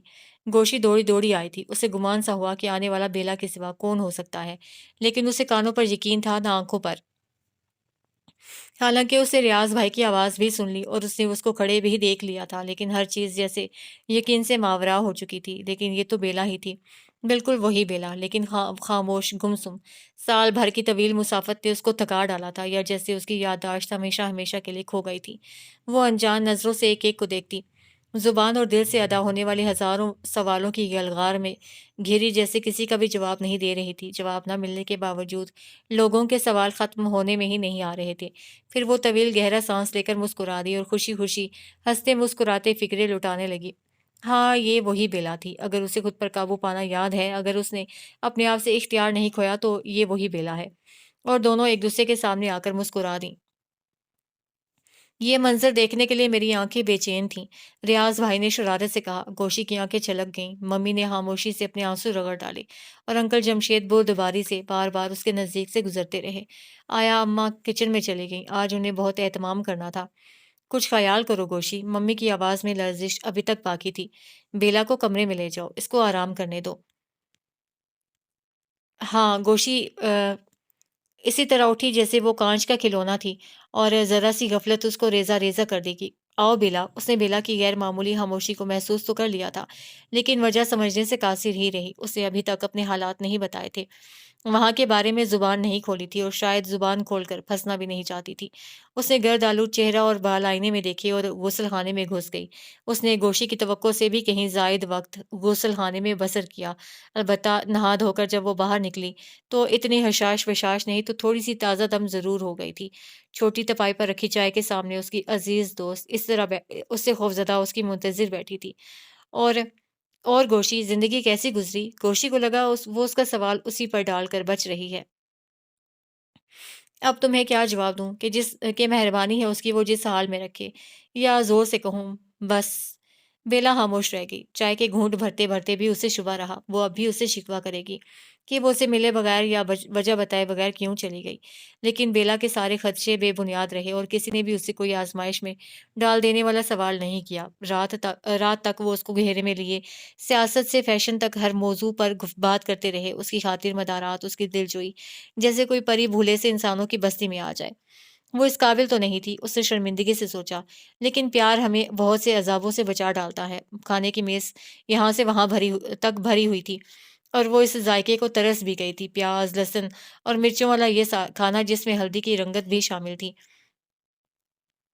بلا سے کوئی اس کا تمسخر بنائے، لیکن اس آلو گوشت سے بڑی نعمت تو کوئی اور نہیں اتری۔ اس نے نوالے ڈبو ڈبو کر پتہ نہیں کیا کیا کھایا اور کتنا۔ ریاض بھائی اس کا مذاق بنائے، محفل کو ہلکا پھلکا رکھنے کی کوشش کرتے رہے، لیکن رات کی خاموشی میں اسے لگا وہ سو نہیں سکے گی۔ کتنی دیر وہ ساکت لیٹی نیند سے لڑنے کی کوشش کرتی رہی، اس سے ذرا فاصلے پر لیٹی گوشی جیسے اس کی ایک ایک حرکت کو نوٹ کر رہی تھی، اسی لیے اس نے کروٹ لینے کا ارادہ بالکل ترک کر کے نگاہ چھت پر جما دی۔ کتنی دیر اس نے چھت پر آنکھیں گاڑے گاڑے سوچنے کی کوشش کی کہ اس وقت گڑھی میں کیا ہو رہا ہوگا، کس نے اس کی کمی محسوس بھی کی ہوگی یا شاید نہ بھی کی ہو، کہ وہ اپنے غم میں پھر سے ادموئے ہو گئے ہوں گے اور خان گل نے شاید ان لوگوں تک اطلاع پہنچا دی ہو، لیکن اس وقت اس کو یاد کرنے کی فرصت بھلا کس کے پاس ہوگی؟ ہاں، البتہ جب کچھ دن بعد ایک دن بیبی ایک دم سوچیں گی بیلا کہاں ہے، بیلا نظر نہیں آ رہی، تب خان گل انہیں بتائے گا اور شاید وہ خود دل سے سوچے گا کہ اس نے کیا غلطی کی یا کتنا درست فیصلہ کیا شاید، لیکن اس کی ایک معمولی ضد سے وہ بندے آل کے جنازے میں شریک نہیں ہو سکا ہوگا، اور سرجن نثار وہ وقفے وقفے سے ایک اچٹنی نظر اس پر ڈالتے تھے، لیکن اس وقت وہ بھی دانیال خان کے ساتھ بہت آگے نکل گئے تھے، وہ شاید گڑھی سے فوراً واپس چلے بھی گئے ہوں۔ اور دانیال خان، کیا ان کے پاس اتنی مہلت ہوگی؟ کیا اس وقت ان کو اس کی ضرورت ہوگی؟ کتنی مرتبہ انہوں نے اسے کڑے وقت میں پکارا تھا، اب وہ اگر پکاریں بھی تو شاید ان کی آواز یہاں تک نہ پہنچ سکے۔ بیلا، بیلا، اپنے کان کے بالکل قریب جیسے درد میں ڈوب کر کسی نے اسے آواز دی تھی۔ یہ صدا اتنی واضح اور اتنی بے چین کر دینے والی تھی کہ وہ بے تابی سے اٹھ کر بیٹھ گئی۔ اس وقت کس کو اس کی ضرورت ہے؟ کون اس کو یوں بے تابی سے آوازیں دے رہا ہے؟ نیند نہیں آ رہی؟ گوشی کی تفکر بھری نرم آواز نے جیسے رات کی سیاہی کو ہلکا سا دھندلا کر دیا۔ نہیں، تمہارے بستر پر آ جاؤں؟ گوشی کو لگا جیسے اس کا جواب ایک آہت ہی، آ جاؤ۔ اس نے جلدی سے اٹھ کر اس کے لیے وافر سی جگہ بنا لی۔ تم کیا سوچ رہی ہو بیلا؟ وہ سمٹ کر دیوار سے لگ کر بیٹھ گئی۔ کچھ بھی نہیں، خواہ ہی چھپا رہی ہو، اسے جھنجھلا کر کہا۔ میں سوچ رہی تھی اب اسے اٹک اٹک کر کہا، اب کیا کروں گی؟ میرا مطلب ہے آئندہ مجھے عجیب عجیب سی آوازیں ڈرا رہی ہیں۔ مجھے آئندہ سے ڈر آ رہا تھا گوشی۔ تمہارے لیے ایک خوشخبری ہے، اس نے سکون سے کہا۔ آتے ہی تمہیں سنانے سے منع کر دیا، ممی کا خیال تھا تم برداشت نہیں کر سکو گی۔ دراصل ایک مہربان آدمی نے تمہارے مقدمے کا سارا کام مکمل کر دیا ہے۔ بابا کا پارٹنر بڑا فراڈی تھا، اس نے بابا سے دھوکے سے کاغذات سائن کروا لیے۔ وہ کسی مشترکہ کمپنی پر سرمایہ لگا رہے تھے وہ جو فراڈ تھی، اور سنا ہے اپنی وفات سے پہلے انہوں نے سمجھ لیا تھا کہ ان کے ساتھ دھوکا ہو گیا ہے۔ دیکھو بیلا، دنیا میں کتنا فریب ہے۔ وہ ان کا 11 سال پرانا پارٹنر تھا، ان دونوں نے مل کر گھر کا اثاثہ تک گروی رکھ دیا تھا۔ اس میں ان کو بے پناہ منافع کی توقع تھی، لیکن اس کے دل میں بے ایمانی آ گئی۔ وہ تو شکر کرو خدا کے ایک نیک بندے نے سارا مسئلہ حل کروا دیا۔ تفصیل تو تمہیں ڈیڈی بتائیں گے، لیکن عدالت نے گھر اور گھر کا سارا سامان تمہارے حوالے کر دیا ہے۔ اس سے ایک طویل گہرا سانس لیا۔ یہ بھی اچھا ہی ہوا، اور یوں نہ بھی ہوتا تو اب اس نے جینے کا ڈھنگ سیکھ لیا تھا۔ قدرت ہر روز آپ کو ایک نیا سبق سکھاتی ہے۔ پہلے اس نے اس گھر کے اور ان کے مالکوں کے بغیر جینے کا ڈھنگ سیکھا تھا، اب کہ اس کو ایک اور گھر اور اس گھر میں بسنے والے افراد کے بغیر زندہ رہنے کی تربیت لینی ہوگی۔ ہاں، اس وقت وہ بے شک کمزور پڑ رہی تھی، لیکن یہ کمزوری محض رات کی تاریکی کی وجہ سے ہوتی ہے۔ صبح دم وہ پھر حشاش بشاش ہوگی، ہر طرح کی نئی ذمہ داریوں اور نئے حالات کو نمٹانے کے لیے چاقو چوبند۔ پھر وہ اس سے پرانے دوستوں کی بابت ہلکی پھلکی سی باتیں کرنے لگی، یونیورسٹی کو ادھورا چھوڑ دینے کے قصے، پھر اسے پاؤں پھیلائے، تھوڑا سا تکیہ گھسیٹا، سر ٹکایا اور جیسے بے فکری کی نیند سو گئی۔ وہ تو بے فکری کی نیند سو گئی، لیکن گوشی کو مستقل تشویش میں مبتلا کر گئی۔ آخر وہ وہاں کی باتیں کیوں نہیں کرتی؟ وہ جہاں 1 سال بسر کر کے آئی ہے، اس سے مستقل پیچھا کیوں چھڑا رہی ہے؟ کیا اس شہر سے کوئی المناک بات وابستہ ہے؟ اگر ہے تو اسے چھپایا کیوں جا رہا ہے؟ بیلا کئی راتوں سے جاگ رہی تھی، وہ خود تو گہری نیند میں چلی گئی، البتہ گوشی کی نیند ہوا ہوئی۔ وہ کتنی دیر اٹھ کر ٹہلتی رہی۔ آیا اماں تہجد کے لیے اٹھی تھی، باقی ماندہ کمروں میں گہرا سکوت تھا اور ہلکی سبز روشنی۔ پتہ نہیں بیلا کے ساتھ کیا بیتی، وہ اپنے بارے میں کب کھلے گی، کب بتائے گی، اور بتائے گی بھی کہ نہیں، لیکن واقعی اس کے کچھ بتانے کے ارادے بھی نہیں تھے۔ اس نے زندگی کو اس طرح نئے سرے سے بسر کرنا شروع کر دیا جیسے یہ 1 سال اس کی زندگی میں آیا ہی نہیں تھا۔ ہاں، صرف اپنی خودسری ترک کر کے وہ ہر روز صبح ریاض بھائی اور ڈیڈی سے مشورہ کر لیتی۔ ریاض بھائی، مجھے ایم اے کر لینا چاہیے، کیا خیال ہے؟ میری پڑھائی ادھوری رہ گئی تھی۔ گوشی کی سمجھ میں نہیں آتا تھا، پتہ نہیں پڑھائی کے ادھورے رہ جانے میں کس پچھتاوے کا دخل ہے۔ گزشتہ 1 برس کے بارے میں وہ شرمسار بھی ہے یا نہیں؟ وہ اپنے فیصلوں پر اب شرمندہ بھی ہے کہ نہیں؟ پھر وہ ریاض بھائی کے ہمراہ یونیورسٹی جاتے ہوئے ڈیڈی سے اجازت لیتی اور ممی سے دعا۔ وہ جاتے وقت جتنی تلخ سی ہو رہی تھی، اتنی ہی تابیداری سے اس کی واپسی اس کی شخصیت کو مشکوک بنا رہی تھی۔ ممی ڈیڈی اس کی واپسی سے اس قدر شاداں تھے کہ انہوں نے کبھی اس کی شخصیت کی اس تبدیلی پر غور کی بابت سوچا ہی نہیں۔ بیلا کو دال چاول بہت پسند ہے، دوپہر کو چنے کی دال پکا لینا۔ ممی اس کی یونیورسٹی سے واپسی سے پہلے بوکھلا بوکھلا کر باورچی خانے کا چکر لگاتی۔ سلاد بنایا ہے کہ نہیں؟ پھر بینگن کا رائتا، تمہیں کہا نہیں بیلا بینگن نہیں کھاتی؟ لیکن ممی نے کبھی غور نہیں کیا، اس کا لاڈ، اس کی ضد، سرکشی، سب کیسے ہوا ہوئی۔ وہ کس سکون سے بینگن کا رائتا الٹ لیتی ہے اور اطمینان سے کھاتی رہتی ہے، نہ دال کے لیے رغبت کا اظہار کرتی، نہ بینگن سے اکتاہٹ کا۔ وہ واپس آ گئی تھی، ان کی اپنی تھی، بس۔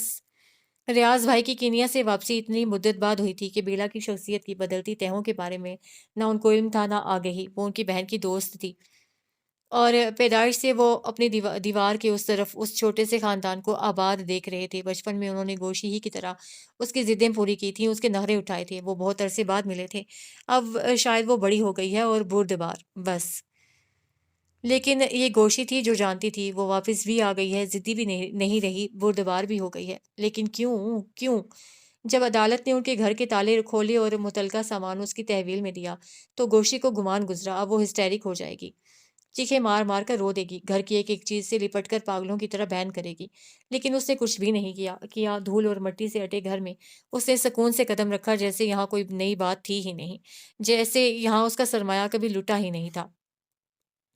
پھر اس نے سکون سے اپنے وکیل صاحب سے پوچھا تھا، پاپا کا وہ پارٹنر جس نے فراڈ کیا تھا اب کہاں ہے؟ ایسے لوگ کہاں ہوتے ہیں بی بی؟ جیل میں۔ کیا اسے معاف نہیں کیا جا سکتا اگر میں اسے معاف کرنا چاہوں؟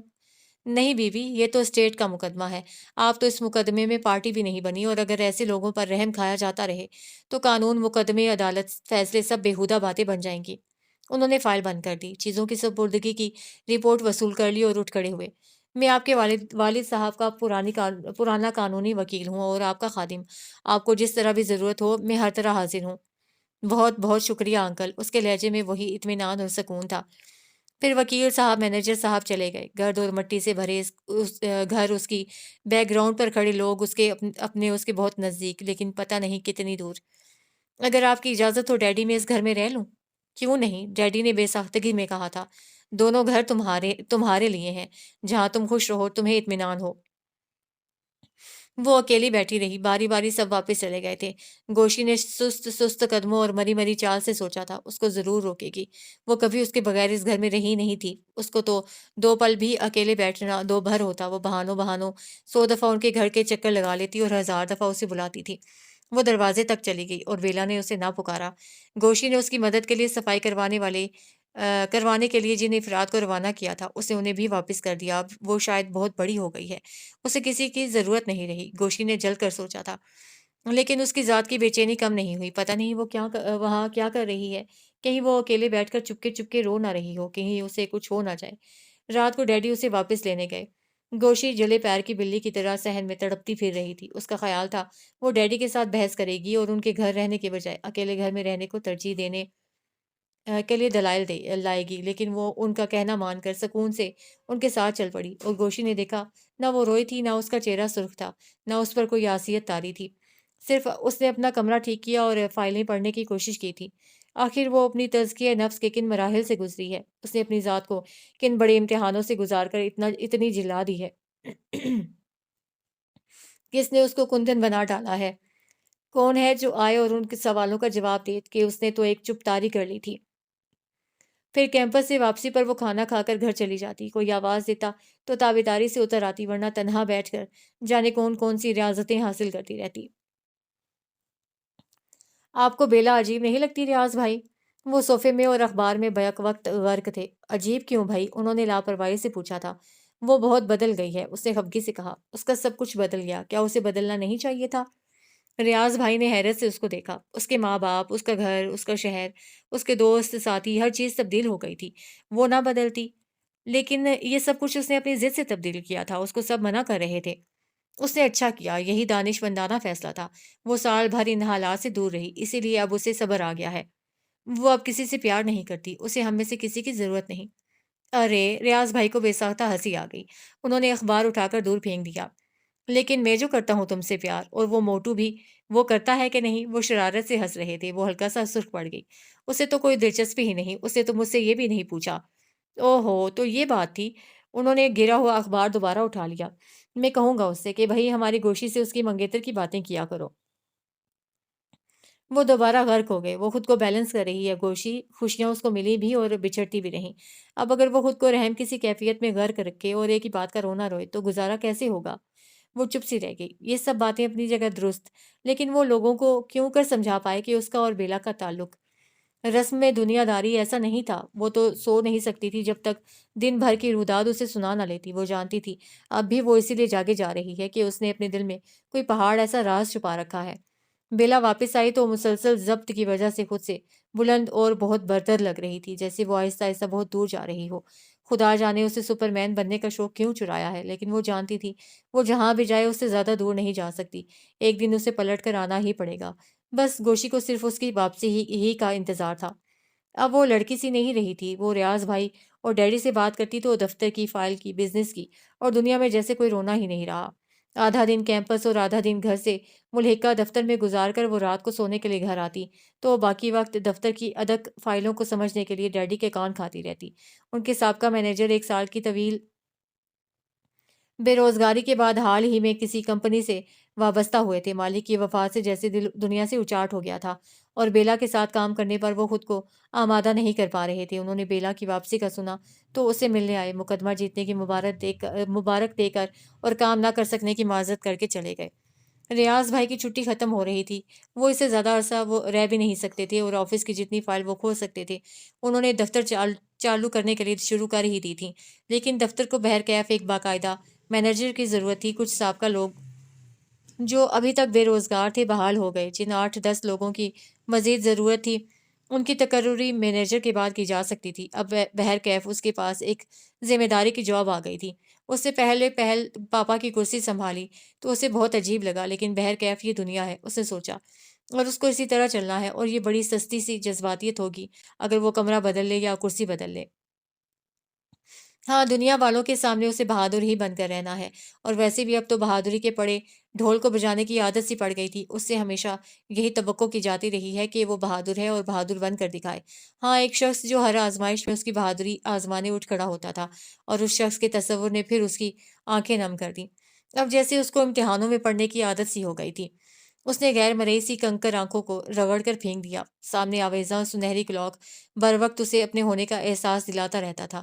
یہ صبح کے 10 بجے ہیں، اب دوپہر کے 2:30 بج گئے ہیں، شام کے 6:45 بج چکے ہیں۔ بیبے نے صبح 10 بجے کی چائے پیتے ہوئے میرے بارے میں کیا سوچا ہوگا کہ میں دھوکے باز تھی، فراڈ تھی۔ ان سب کو جل دے کر نکل آئی اور آ کر ان سے معذرت کے 2 لفظ بھی تحریر نہیں کیے، لیکن وہ خان گل سے جھگڑتے وقت ضرور اس کی ڈھال بن جاتی ہوں گی۔ لیکن وہ شخص، ہاں، جو اس کی لیڈری چمکانے والی عادت سے تنگ پڑ چکا تھا، اپنی اسٹڈی میں بند ہمیشہ اس کے خلاف سوچتا ہوگا کہ وہ بھی ایک لڑکی تھی جو گھڑی اس غرض سے آئی تھی کہ کوئی انقلاب لائے گی۔ دوپہر کے 2:30 بجے کھانا کھا کر وہ اپنے کمرے میں بند خوب اس کو برا بھلا کہتا ہوگا۔ اس کے گلے میں پھر کوئی گولا سا اٹک گیا۔ اس وقت شام کے 6:45 بجے ہیں۔ آہستہ آہستہ ڈائننگ ہال میں جمع ہونے والے لوگوں کو یہ یاد بھی نہیں رہا ہوگا کہ ایک مستقل طور پر آباد رہنے والی کرسی اب خالی پڑی ہے۔ ہاں، ایک شخص تھا جو اس کے لیے گھڑی دیکھتا تھا، جو اس کا منتظر تھا، لیکن اب وقت اور زمانے کی قید سے آزاد ہو چکا تھا۔ اس ڈوبتی شام میں جب گھر ہی میں سردی اور اندھیرا بڑھتا جا رہا ہوگا تو کیا 2.5-3 ماہ کا یہ وقفہ ان کو ایک لڑکی کے بھلا دینے کے لیے کافی نہیں ہوگا؟ کیا وہ واقعی اتنی غیر اہم ہے؟ کیا اس کو بھلا دینا بالکل آسان ہے؟ اس کا جی چاہا وہ کسی کو کچھ سنائے، کچھ کہے، لیکن ہمیشہ کی طرح جرت کے اعلیٰ ترین اعزازات دے کر اس کو پیڈسٹل پر بٹھا دیا گیا ہے، لہٰذا اب اسے اپنے آنسو بھی خود ہی خشک کرنے ہوں گے۔ کون اس کی مدد کو آئے گا سوائے کاروباری معاملات کے؟ کہ ریاض بھائی کو جانا تھا اور جانے سے پہلے ایڈمنسٹریشن کے سارے سبق گھول کر پلا دینا چاہتے تھے۔ بزنس کے لیے ضروری ہے کہ اپنی دونوں آنکھیں کھلی رکھو۔ ویسے تو دنیا میں آنکھیں کھول کر ہی جینا پڑتا ہے، اور جب ضرورت پڑے آنکھیں ماتھے پر رکھ لو۔ جب کسی فائل کے بارے میں فیصلہ کرو، آس پاس کی ہر چیز کو بھلا دو۔ جب تک کاغذ کا ایک ایک لفظ نہ پڑھ لو، ہرگز دستخط نہ کرو، خواہ وہ تمہارا نکاح نامہ ہی کیوں نہ ہو۔ کسی پر اعتبار مت کرو، لیکن ہر شخص کو یہ یقین دلا دو کہ وہ آخری شخص ہے جس پر تم یقین رکھتی ہو۔ اس کا مطلب بزنس کا دوسرا نام منافقت ہے، اور منافقت کی زندگی وہ گزار نہیں سکتی، اس نے حتمی لہجے میں سوچا۔ لیکن اب جو بھی فیصلہ اس نے کر لیا تھا اس پر بہرکیف اس کو عمل کر کے دکھانا تھا۔ رات کی خاموشی میں وہ بستر پر پڑی گوشی کو رشک سے دیکھتی، جو بے خبر نیند سوتی تھی۔ اس کی زندگی میں نہ پچھتاوے تھے، نہ دکھ نہ رنج و ملال۔ اسے ملنے کی خوشی تھی، نہ بچھڑنے کا خوف۔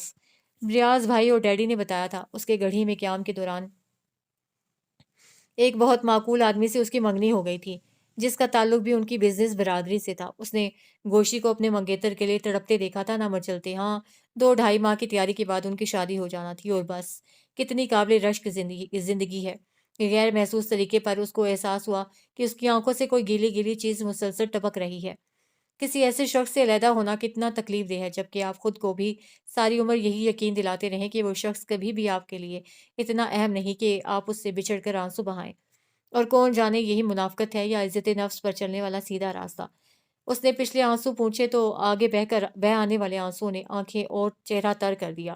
کتنے افسوس کی بات ہے بیلا رانی، اس نے خود کو بڑے دلار سے تنبیہ کرنے کی کوشش کی۔ رات کے اس پہر میں 16 سال کی لڑکیوں کی طرح کسی ایسے شخص کے لیے آنسو بہانا جو اپنے گرم اور آرام دہ کمرے میں چین کی نیند سو رہا ہوگا۔ بیلا، بیلا، گوشی اسے تواتر سے پکارتی جھنجھوڑ رہی تھی۔ مجھے اب کسی کو یاد نہیں کرنا۔ اس نے خاموشی سے اٹھ کر اپنا تھکا ہوا سر دن بھر کی مشقت کرتے ہوئے بازو میں ٹکا لیا۔ بیلا پلیز، کیا ہوا ہے؟ گوشی ننگے پاؤں ہراساں سی کھڑی تھی۔ بیلا شرمندہ سی ہو گئی۔ وہ پتہ نہیں کتنا روئی تھی اور کتنی دیر سے رو رہی تھی۔ سوری گوشی، میں نے کوئی فضول سا خواب دیکھا تھا۔ کیا دیکھا تھا تم نے خواب میں؟ وہ خاموش ہو کر اس کے پاس آ بیٹھی۔ تم نہیں کر رہی تھی۔ میں خود کو سمجھا رہی تھی گوشی کہ مجھے رونا نہیں چاہیے۔ اس نے گوشی نے چڑ کر اس کی طرف دیکھا۔ اس کا غصہ ڈھکا چھپا نہیں تھا، اس لیے اسے جھنجھلا کر کہہ دیا، تم کیا چھپا رہی ہو بیلا، اور کیوں؟ میں کیا چھپاؤں گی اور کیوں؟ اس نے بے ساختگی میں ہی جواب دیا۔ گوشی چپ سی رہ گئی۔ ٹھیک ہے، اگر تم سمجھتی ہو تمہیں مجھ سے کچھ نہیں کہنا چاہیے تو یہ بھی ٹھیک ہے۔ اس نے اس کو اکڑتے اور روٹھتے دیکھا۔ بات یہ ہے گوشی، اس نے اطمینان سے کہنا چاہا، میں جہاں رہتی تھی اس علاقے میں ایک بہت بڑی ٹریجڈی ہو گئی تھی۔ وہاں کے سردار کے بڑے بھائی اچانک فوت ہو گئے۔ جس دن میں نے سفر کیا نا اس دن۔ سردار کے بڑے بھائی؟ تو پھر سردار تو وہ خود ہوئے۔ ہاں، وہ ہچکچائے۔ یہ ایک لمبی کہانی تھی۔ وہ روپوش تھے، اچانک سامنے بھی آئے اور ختم بھی ہو گئے۔ کیا تم ان سے محبت کرتی تھی؟ نہیں، لیکن ہاں۔ نہیں بھی اور ہاں بھی۔ میرا مطلب محبت تو کرتی تھی، لیکن اس طرح نہیں جس طرح تمہارا مطلب تھا۔ جس طرح میرا مطلب تھا۔ اس طرح تم کس سے محبت کرتی تھی؟ اس نے ایک دم گوشی کی قطعی سنجیدہ اور سنگین سی آنکھوں کو دیکھا۔ ارے یہ تو وہی تھی، اس کی ساری عمر کی دوست، بے جھجک کود جانے والی، بے دھڑک دخل دینے والی، جو اس کی اتھاہ کو پہچانتی تھی، جو اس کے اندر جھانکنا جانتی تھی، اور اس سے زیادہ اس کو کون پہچان سکتا تھا، اور اس سے بچ کر بھاگا بھی کہاں جا سکتا تھا۔ اس نے فرار کے بہت راستے چنے تھے، لیکن اب ہر راستے پر ایک رکاوٹ تھی۔ اس کی دوستانہ سی تیز اور ذہین نظریں اس کے چہرے پر گڑی تھیں۔ اب شاید بچنا مشکل تھا، خالی راستہ کہیں بھی نہیں تھا۔ ہاں بیلا، مجھے تمہاری واپسی کا انتظار تھا۔ مجھے پتا تھا یہ راستے میری طرف ضرور آئیں گے۔ وہ ایک شخص تھا، اس نے آہستگی سے کہنا چاہا۔ ظاہر ہے بہت اچھا ہوگا، لیکن یہ رونا دھونا کیوں؟ دراصل اس نے ہچکچا کر کہنا چاہا، پتہ نہیں یہ کہنا کتنا مشکل کام ہے، لیکن دراصل اس کو مجھ سے کوئی خاص دلچسپی بھی نہیں تھی۔ کیوں؟ یہ تم نے کیسے اندازہ لگایا؟ کیونکہ اس نے اس سے مختلف اور کوئی بات کبھی نہیں کی۔ یہ کہی تھی کہ اسے تم سے دلچسپی نہیں؟ نہیں، یہ بھی نہیں کہی۔ مگر کیا؟ سیلف پٹی۔ اگر اسے تم سے محبت نہیں تو تم اس کے لیے کیوں رو رہی ہو؟ اتفاق سے اس وقت میں خود کو یہی والی بات سمجھا رہی تھی گوشی۔ وہ کھسیا سی گئی۔ لیکن میں تمہیں یہ نہیں سمجھا رہی جو تم سمجھی ہو۔ کیا اسے پتا ہے تم کہاں رہتی ہو؟ نہیں۔ اس سے مل کر آئی ہو؟ نہیں۔ بتا کر؟ نہیں۔ تم ہمیشہ اسی طرح فرار حاصل کرتی ہو۔ تم نرگسیت کا شکار تو نہیں؟ تمہیں یہ سوچ سوچ کر مزہ آتا ہوگا کہ لوگ تمہارے لیے کیسے تڑپتے ہیں۔ بکواس مت کرو۔ اچھا نہیں کرتی۔ وہ اپنے بستر پر واپس چلے گئی۔ انا کے زخم بڑے کاری ہوتے ہیں، اور اس کا درد 2-4 دن کے لیے نہیں، عمر بھر کے لیے ہوتا ہے۔ سوچ لینا بیلا، پھر آخری فیصلہ کرنا۔ گوشی یہ اطمینان قلب کر کے لیٹ گئی تھی، لیکن بیلا کو بے چین کر گئی۔ سو یہ آخری رات تھی جو اس نے رو کر کاٹی۔ آئندہ اسے رونا نہیں ہے۔ آنسو جیسا قیمتی سرمایہ یوں داؤ پر لگانے کے لیے نہیں ہوتا۔ اس وقت گڑھی کے پرسکون وسیع کمرے میں سونے والے کے لیے آنسو بہانا حماقت ہی تو تھی، اور جانے اس سے بار بار ایسی ہی حماقتیں کیوں سرزد ہوتی تھیں۔ پھر اس نے خود کو کام میں گم کر لیا۔ ڈائری رجسٹرز نکال کر اس نے پرانی چٹھیوں کے جواب لکھوائے، ڈسپیچ شدہ لیٹرز کے ریمائنڈرز روانہ کیے، اور دفتر کو باقاعدہ دفتر بنا کر اس نے اپنی زندگی باپ کے راستے ہی کے لیے وقف کر دی۔ اس دن ان لوگوں کو دفتر کا مینیجر تلاش کرنا تھا۔ یہ بے روزگاری کی حد تھی کہ ایک بے حد موٹی فائل اس کی میز پر آج کے انٹرویو کے لیے تیار ہو گئی۔ ڈیڈی کسی ضروری کام سے ان دنوں اپنے آفس میں مصروف تھے اور ریاض بھائی نہایت لاپرواہی سے اسلام آباد روانہ ہو گئے تھے۔ انہیں فوراً آفس سے متعلق کوئی کام تھا، وہ نہ بھی چاہتے، لیکن جانے سے پہلے انہوں نے بیرا سے صاف صاف کہہ دیا تھا، اپنی زندگی کے فیصلے خود کرنے کی عادت ڈالو، انگلی پکڑ کر بزدل چلتے ہیں یا بچے؟ تم بچہ ہو نہ بزدل، دھوکہ تو کوئی بھی کھا سکتا ہے، میں بھی اور تم بھی۔ بہتر ہوگا کہ اپنی صلاحیتوں پر بھروسہ کرو، نقصان اٹھانے کی عادت ڈالو گی تو فائدے میں بھی مزہ آئے گا۔ ریاض بھائی دشمن نہیں تھے، وہ فیصلہ بھی ٹھیک ہی کرتے تھے۔ اسے دشمنوں کے درمیان گزاری بہت سی شاموں میں سے دوستوں کو تلاش کرنا تھا۔ اس نے موٹی سی فائل کھولی جس میں کچھ نہیں تو 60-70 درخواستیں ماں بایو ڈیٹا موجود تھیں۔ ان سب کو آج ہی میں تو نمٹانا ناممکن تھا، اور اس نے ریاض بھائی کی پہلی نصیحت تھی یک قلم رد کر رکھی تھی۔ اس نے اس فائل کو کھولا تھا، نہ پڑھنے کی زحمت کی تھی۔ شاید آہستہ آہستہ وہ عادی بھی ہو جائے، لیکن فی الحال تو اسے شدید کوفت ہوتی۔ نام، ولدیت، سن پیدائش، ڈومیسائل، وہ اتنی موٹی فائل کی ایسی بیہودہ باتیں کہاں تک پڑھے؟ ہاں، انٹرویو دینے لوگ آئیں گے تو ان کا صفحہ بھی تفصیل سے پڑھ لے گی۔ پرویز رحیم، ولد رحیم الدین، سن پیدائش 1900 فلاں، سابقہ تجربات اور ڈگریوں کا ڈھیر۔ اس نے پرویز رحیم کو بلایا اور انٹرویو کرنے لگی۔ دوست اور دشمن کو برت کر تو تمیز کرنا مشکل نہیں ہوتا، لیکن ایک صفحے پر لکھی رویداد اور التجا کرتی نظروں سے کیا دیکھیں اور کیسے پہچانے؟ دلدار علی، عبداللطیف اوان، محمد اسلم۔ 15-20 منٹ کے اس انٹرویو کے شروع والے حصے نے ہی اسے تھکا ڈالا تھا۔ غیر معمولی صلاحیتوں والے نوجوانوں کی کمی نہیں، اور بے روزگاری عام ہے۔ چودھری سعید، اسے فائل گھسیٹی اور نیا صفحہ پڑھنے لگی۔ چپڑاسی کی ہمراہی میں آنے والے نئے امیدوار نے لمحہ بھر کے لیے اس کو ساکن کر دیا۔ پتہ نہیں زمین اپنی جگہ سے سرک گئی، یا آسمان کی گردشوں میں کوئی انقلاب آ گیا، یا رات کی بے خوابیوں میں دیکھے جانے والے ایک بے ربط سے تصور نے کسی زندہ خواب کی شکل اختیار کر لی۔ وہ کشاں کشاں دروازے سے چلتا آ رہا تھا، اس کا اٹھتا ایک ایک قدم جیسے اس کے دماغ اور اعصاب پر دھمک کی طرح بج رہا تھا، دھم دھم دھم۔ وہ نظریں اٹھا کر دیکھے، اپنی نگاہوں پر یقین کر لے، یا بے یقینی کے اس لمحے کو آنے والے سفر کی گرد سے اٹے جوتوں پر نظریں جمائے جمائے ٹال جائے۔ اس نے کرسی گھسیٹی، اجازت بھی چاہی اور بیٹھ بھی گیا۔ وہ وہیں تھی، اسی طرح دونوں ہاتھوں کی انگلیاں الجھائے، بے سبب اور بے طرح دھڑکتے دل کو ڈپٹ کر قابو میں کرنے کی کوشش میں مگن۔ نہ اس نے مخاطب کی طرف دوسری نظر پھینکنے کی جسارت کی تھی، نہ فائل پر دھرے کاغذ کو ایک سے دوسری مرتبہ دیکھنے کی جرت۔ وہ جنبش کا خطرہ مول لینے کو بھی تیار نہیں تھی۔ جانے یہ طلسم کدا کس نے بنایا ہے اور کب ٹوٹ جائے، کب کا سینے میں اٹکا ہوا ایک دبا دبا سانس آہستگی سے اس کے پھیپھڑوں سے آزاد ہوا۔ ہوش میں آ گئیں آپ؟ بلا شبہ یہ لہجہ اجنبی تھا، نہ انداز تخاطب، وہ دل چیرتا ہوا طنزیہ لہجہ، اور لہجے کے ساتھ نہ دیتی مسکراتی آنکھیں، آپس میں الجھی ہوئی انگلیاں ہلکے سے لرز گئیں۔ میں آپ کی تلاش میں بہت دور سے آیا ہوں، امید ہے آپ نظر کرم کریں گی۔ وہ طنز اڑاتا سا مسکراتا لہجہ مؤدب انداز میں اس کی طرف جھکا۔ میں آپ کو یقین دلاتا ہوں، اس جاب کے لیے مجھ سے بہتر آدمی آپ کو پورے پاکستان میں کہیں نہیں ملے گا۔ ٹھیک ہے رجب دین، کتنی دیر بعد اس کے حلق سے مرے مرے انداز میں پھسلا، تم جاؤ۔ وہ خاموشی سے جیسے چپڑاسی کے دروازے کی طرف بڑھتے قدموں کو گنتی رہی، 1 2 3، پھر باقی امیدواروں اور ان دونوں کے درمیان بڑا سا چوبی دروازہ حائل ہو گیا۔ ایک طویل اور پورے اصرار سے گہرے سکوت کے درمیان وہ اس کی گھیراؤ کرتی نظروں سے بچنے کے جتن کرتی بوکھلاتی رہی۔ کیسے آیا آپ؟ اس طویل الجھن سے بچ نکلنے کا صرف یہی سرا اس کے ہاتھ لگا۔ آپ نوکریاں بانٹ رہی ہیں، ہم نے سوچا لگے ہاتھوں ہم بھی گنگا میں ہاتھ دھو لیں۔ آپ تو خود نوکریاں بانٹتے ہیں، اس نے میز کی شفاف سطح سے نظریں اٹھائے بغیر پوچھا تھا۔ آپ نوکری کا کیا کریں گے؟ یہ آپ مجھ پہ چھوڑ دیں۔ اور سب لوگ کیسے ہیں؟ کتنی دیر سے روکتے روکتے اس کے اندر سے نکلا۔ آپ کی بلا سے، انہوں نے کرسی گھسیٹ کر کھڑے ہوتے ہوئے کہا، باہر جتنے بھی امیدوار ہیں ان میں مجھ سے زیادہ مستحق اور کوئی نہیں ہو سکتا، اجازت چاہوں گا۔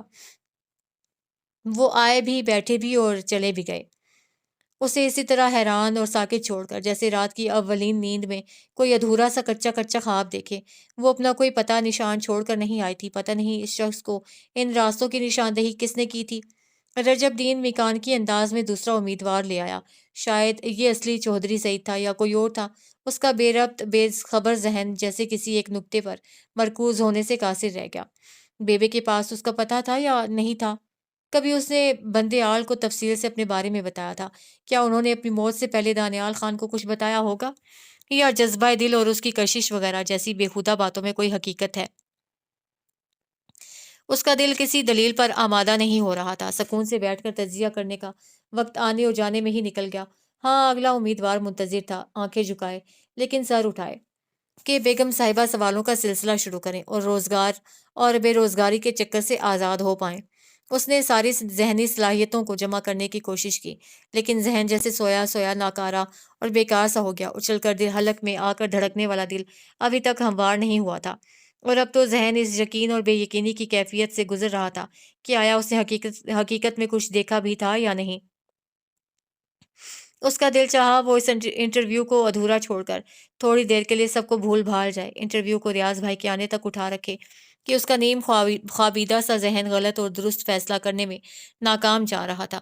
وہ معذرت کر کے اٹھی۔ ملحقہ غسل خانے میں پانی کے بہت سے چھینٹے اس نے اپنے چہرے پر ڈالے، تولیے سے منہ خشک کرتے ہوئے اس نے خود سے کہا، یہ بچکانہ پن ہے، اور جب سال بھر اس نے اس آگ کے شعلوں سے اپنا دامن بچائے رکھا تو اب برف کے تودوں میں جھلسنے میں کیا دانش مندی ہوگی۔ ایک گرم چائے کی پیالی امیدوار کو دے کر اور ایک اپنی پی کر اس نے عارضی طور پر خود کو ہموار کر ہی لیا۔ پھر وہ بظاہر اطمینان سے انٹرویو کے شغل میں مصروف ہو گئی کہ 2 بجے اس کو چیف اکاؤنٹنٹ کی چٹھی موصول ہوئی، جس پر لکھا تھا، آپ کو لنچ پر بلوایا جا رہا ہے، امیدواران کو کل بلوا لیجیے، ایسا ہوتا رہتا ہے۔ ایسا ہوتا رہتا ہے، اس نے حیرت سے دیکھا۔ صبح سے انتظار میں بیٹھے امیدواران کو کل پھر بلوا لیا جائے؟ کیا زندگی میں ان کو کوئی کام نہیں کرنا سوائے ایک اطاعت میں آ کر لگ جانے کے؟ اس نے دروازہ کھول کر باہر جھانکا۔ مجید صاحب اپنی جانب سے معذرت کر کے انہیں رخصت کر رہے تھے، اور شاید ایسا ہوتا ہی رہتا تھا کہ انہوں نے برا نہیں منایا۔ وہ حیرت اور افسوس سے دیکھتی رہ گئی، اور لوگ ایک ایک کر کے رخصت ہو گئے۔ وہ کھانے پر جانے کو ٹالنا ہی چاہتی تھی۔ وہ جانتی تھی گوشی اس کو پکڑ ڈالے گی۔ چہرے سے گرمی ابھی تک ختم نہیں ہوئی تھی، اور شیشہ بتا رہا تھا کہ اس پر گزری ساری واردات حرف بحرف اس کے چہرے پر لکھی ہے۔ اسے تھوڑا سا منہ اور دھویا۔ وہ گوشی سے خوفزدہ تھی کیونکہ وہ جان جائے گی لیکن منہ سے کچھ نہیں کہے گی۔ ایک اور پیغام کھانے کے سلسلے میں اس وقت موصول ہوا جب وہ غسل خانے کے شیشے کے سامنے کھڑی چہرے پر لکھی داستان کھرچ رہی تھی۔ اسے اب جانا ہی ہوگا۔ پہلے وہ دیوار کے اس طرف اسٹول رکھ کر دوسری طرف چھلانگ لگا جاتی تھی، لیکن اب اسی دیوار میں شگاف ڈال کر ایک عارضی دروازہ بنا دیا گیا تھا تاکہ سڑک پر جائے بغیر اندر ہی اندر تعلق رکھا جا سکے۔ وہ برآمدے میں پہنچی تو کھانے والے کمرے میں شور سا برپا تھا۔ یقیناً ریاض بھائی اس کے ساتھ دھوکہ دہی کی واردات کر کے فوراً آفس نہیں گئے تاکہ اسے ان تمام جھمیلوں سے تنہا ہی نمٹنا پڑے، اور اسی لیے لنچ پر اس قدر زور دیا جا رہا ہے۔ ریاض بھائی سے اچھی طرح نمٹنے کے لیے اس نے ایک جھٹکے سے دروازہ کھولا اور اپنی جگہ پتھر ہو گئی۔ سارے جسم سے خون جمع ہو کر اس کے چہرے پر ٹھاٹھے مارنے لگا، تپتا ہوا سرخ چہرہ جیسے گڑھی کے آتش دان میں سلگنے والے انگارے۔ ہاں، اگر گڑھی سے کوئی چیتا آ کر گوشی کے برابر والی کرسی پر بیٹھا ہنس رہا ہوتا تو اسے اتنی حیرت نہ ہوتی، لیکن وہ چیتا نہیں تھا، اور یہ دن دہاڑے تصور کی دنیا میں دیکھے جانے والے ڈے ڈریمز بھی نہیں تھے۔ السلام علیکم، انہوں نے بہت دیر پہلے کہا تھا، اور وہ اس کے احترام میں جب سے مؤدب کھڑے بھی تھے۔ بیٹھو نا بیٹی۔ ڈیڈی نے پلٹ کر اس کی طرف تنبیہ سے دیکھا۔ کھانا ٹھنڈا ہو رہا ہے۔ وہ ہوش میں آ گئی تھی، اور اس کو ہوش و حواس سے بیگانہ کرنے والا شخص بڑے اطمینان سے اس کے اعصاب بکھیر کر اپنی کرسی سنبھال چکا تھا۔ تم نے خان صاحب کو کھانے پر اتنی دیر کروائی، سب تمہارا انتظار کر رہے ہیں۔ ڈیڈی کے لہجے کی شفقت اور جھڑک دونوں ہی پاپا جیسی تھیں، اور ان کی ہمیشہ کی عادت سی ہو گئی تھی۔ سوری ڈیڈی، اس نے مدھم سے لہجے میں کہا۔ ڈیڈی، بیلا کا انٹرویو تھا نا آج؟ گوشی نے چہرے کی سنجیدگی بحال کر کے ذرا سا سر باہر نکالا۔ بیلا، تم دانیال بھائی سے کیوں نہیں ملی؟ وہ جھیم سی گئی، جیسے وہ مدتوں ان کے درمیان رہتے رہے ہوں، جیسے وہ اس گھر کے ہی فرد تھے اور ابھی کہیں چھٹی گزار کر واپس آئے تھے۔ میں ملی ہوں، السلام علیکم۔ وہ سکون سے کرسی پر بیٹھے تھے، مسکراتی آنکھوں اور طمانینت سے مسکراتے چہرے کے ساتھ۔ صبح کے مقابلے میں بالکل تازہ دم اور حشاش وشاش تھے، جیسے واقعی یہ ان کا گھر تھا اور یہاں کچھ بھی اجنبی نہیں تھا۔ ہم تو ہمیشہ دانیال خان کے ممنون رہے ہیں۔ ڈیڈی نے ڈونگے ان کی طرف بڑھائے۔ یہ دانیال خان ہی تو تھے جو تمہاری خیریت کی اطلاعات ہم تک پہنچاتے رہے، تمہارے بھیجے ہوئے تحائف لاتے اور تمہارے پیغامات، اور اگر دانیال خان اتنی محنت نہ کرتے تو اتنی آسانی سے تمہارا کاروبار واپس بھی نہ ملتا۔ اس کا منہ حیرت سے کھلا تھا، لیکن زبردستی اسے بند کر لیا۔ ان کے چہرے پر خیفت تھی، نہ شرمندگی، جیسے اس میز پر کسی نے کوئی غلط بیان دیا ہی نہیں۔ اس نے پلیٹ سامنے کی اور خاموشی سے سر نیچے کر لیا۔ گوشی چونچال ہو رہی تھی، اور ایسی شوخی اور چونچالی اچھے دنوں کے بعد اسے کبھی اس کے چہرے پر نہیں دیکھی تھی۔ وہ مسلسل دانیال خان سے کیا کہہ رہی تھی، اس کے کانوں میں تو ایک لفظ بھی نہیں پڑ رہا تھا۔ دماغ میں بجتے ہوئے جیسے ہتھوڑے کی ٹھک ٹھک نے اور ٹھک ٹھک اور شاں شاں کرتے کان۔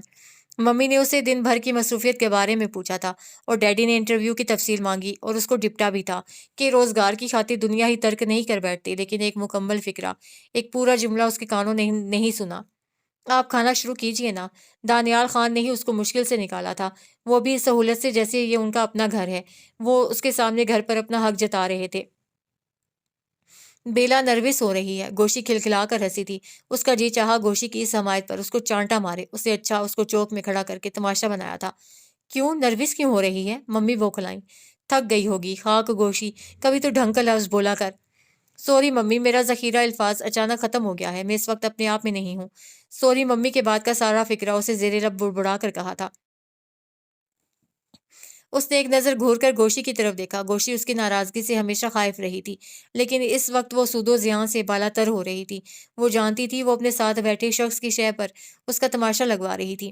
اس نے ایک نظر دانیال خان کی طرف ڈالی۔ وہ اس کو جیسے جادو کی پونک سے ساکن کر کے بے نیاز سے ہو گئے تھے، لاپرواہی سے کھانا کھاتے، اس کو خاص طور پر بے توجہی سے نوازتے، ایک ایک شخص سے مخاطب تھے۔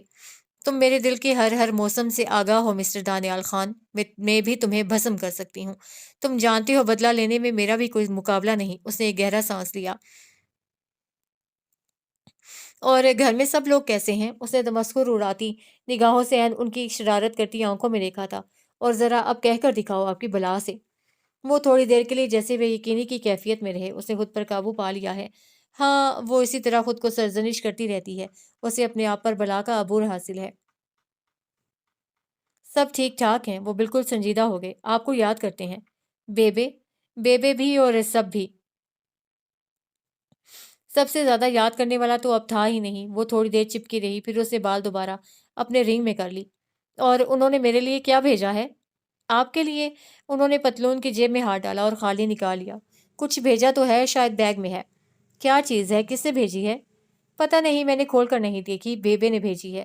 انہوں نے سنجیدگی کا ہول چڑھائے رکھا۔ اور آپ انہیں لے کر کیوں نہیں آئے؟ وہ جال بچھا رہی تھی اور قدم قدم پر ان کو لڑکھڑا کر گرانے میں اسے مزہ بھی آ رہا تھا۔ وہ اب تک کامیاب تھی۔ انہوں نے ایک نظر اس کی آنکھوں کی فاتحانہ چمک کی طرف دیکھا۔ لمحہ بھر کر ڈرامائی وقفہ دے کر انہوں نے اس کی آنکھیں اپنی گرفت میں کر لیں۔ آپ کہتی ہیں تو انہیں بھی لے آؤں گا۔ ان کے لہجے کی معنی خیزی کسی سے پوشیدہ نہیں تھی، کم از کم میز کے چاروں کناروں پر۔ وہ لڑکھڑا گئی، اس کی ساری حاضر جوابی اور ذہانت ایک دم جیسے بھاپ ہو گئی۔ انہیں تھوڑا سا ملال بھی ہوا، خواہ وہاں خود کو سکندر اعظم سمجھنے والی لڑکی کو انہوں نے چاروں شانے چت کر دیا تھا۔ اس کے چہرے پر ہلکی سی زردی آ گئی۔ اس نے ڈیڈی اور دانیال خان کے مابین گفتگو کا ایک لفظ بھی نہیں سنا تھا۔ اسے آفس میں کچھ کام تھا، اسے گھر والوں اور ان کے مہمان سے معذرت کی اور خاموشی سے گھر آ گئی۔ دن کی تیز شعائیں کھڑکی کے راستے کمرے میں آ رہی تھیں۔ اس نے پردے گرا دیے، بیڈ کور الٹ کر پھینکا۔ یہ وہی کمرہ تھا اور وہی اس کا محبوب پلنگ کہ جب وہ یہاں سے گئی درد کی اس نوعیت اور غم کی اس شدت سے ناواقف تھی۔ اس کے گرد ایک جال سا بچھایا جا رہا ہے، اس میں کون کون شریک ہے، کون کون ہے جو یوں سر محفل اس کا ڈرامہ رچا کر خوش ہو رہا ہے، وہ نہ اس کہانی کے خالق سے آگاہ تھی نہ کرداروں سے۔ ہاں، وہ کمرہ بند کر کے سکون کے بہانے ان سے چھپ سکتی تھی، سو چھپ گئی۔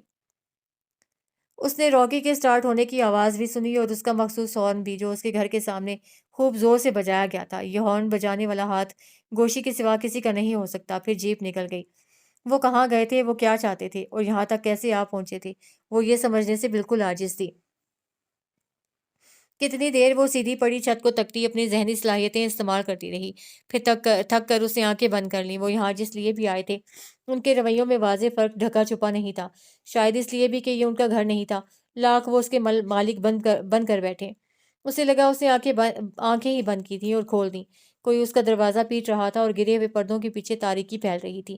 بے ساختگی ہی میں اس نے کلاک دیکھا، وہ 7-8 گھنٹے سوتی رہی تھی۔ اب دروازے کے پیٹے جانے میں شدت آ گئی تھی، جیسے دروازہ توڑ لیا جائے گا۔ یہ آیا اماں کے سوا کوئی نہیں ہو سکتا، یا رحیم چاچا۔ وہ کتنے دنوں سے اس کے اٹھتے رکتے قدموں پر بسم اللہ پڑھ پڑھ کر پھونک رہے تھے۔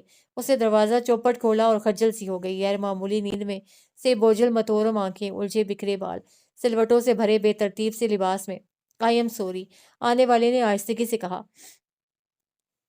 سب گھر والے سمجھے آپ ہمارے ساتھ ہیں، ابھی ابھی آپ کی گمشدگی کی اطلاع عام ہوئی ہے۔ मैं देर तक सोती रही। सॉरी। वो दोनों एक दूसरे के आमने सामने रस्मी सी फिक्रों की जद में खड़े रहे।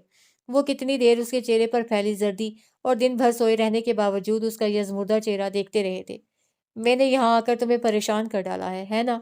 उन्होंने नरमी से उसके दरवाजे की चौखट से कमर लगा ली। और ये अजीब बात है, मैं हमेशा तुम्हारे लिए परेशानी का सबब बना रहा हूँ, हालांकि ऐसा मैंने कभी नहीं चाहा। बेला। वो खामोश रही। उसके पास इन सारे इल्जामात का जवाब भी नहीं था।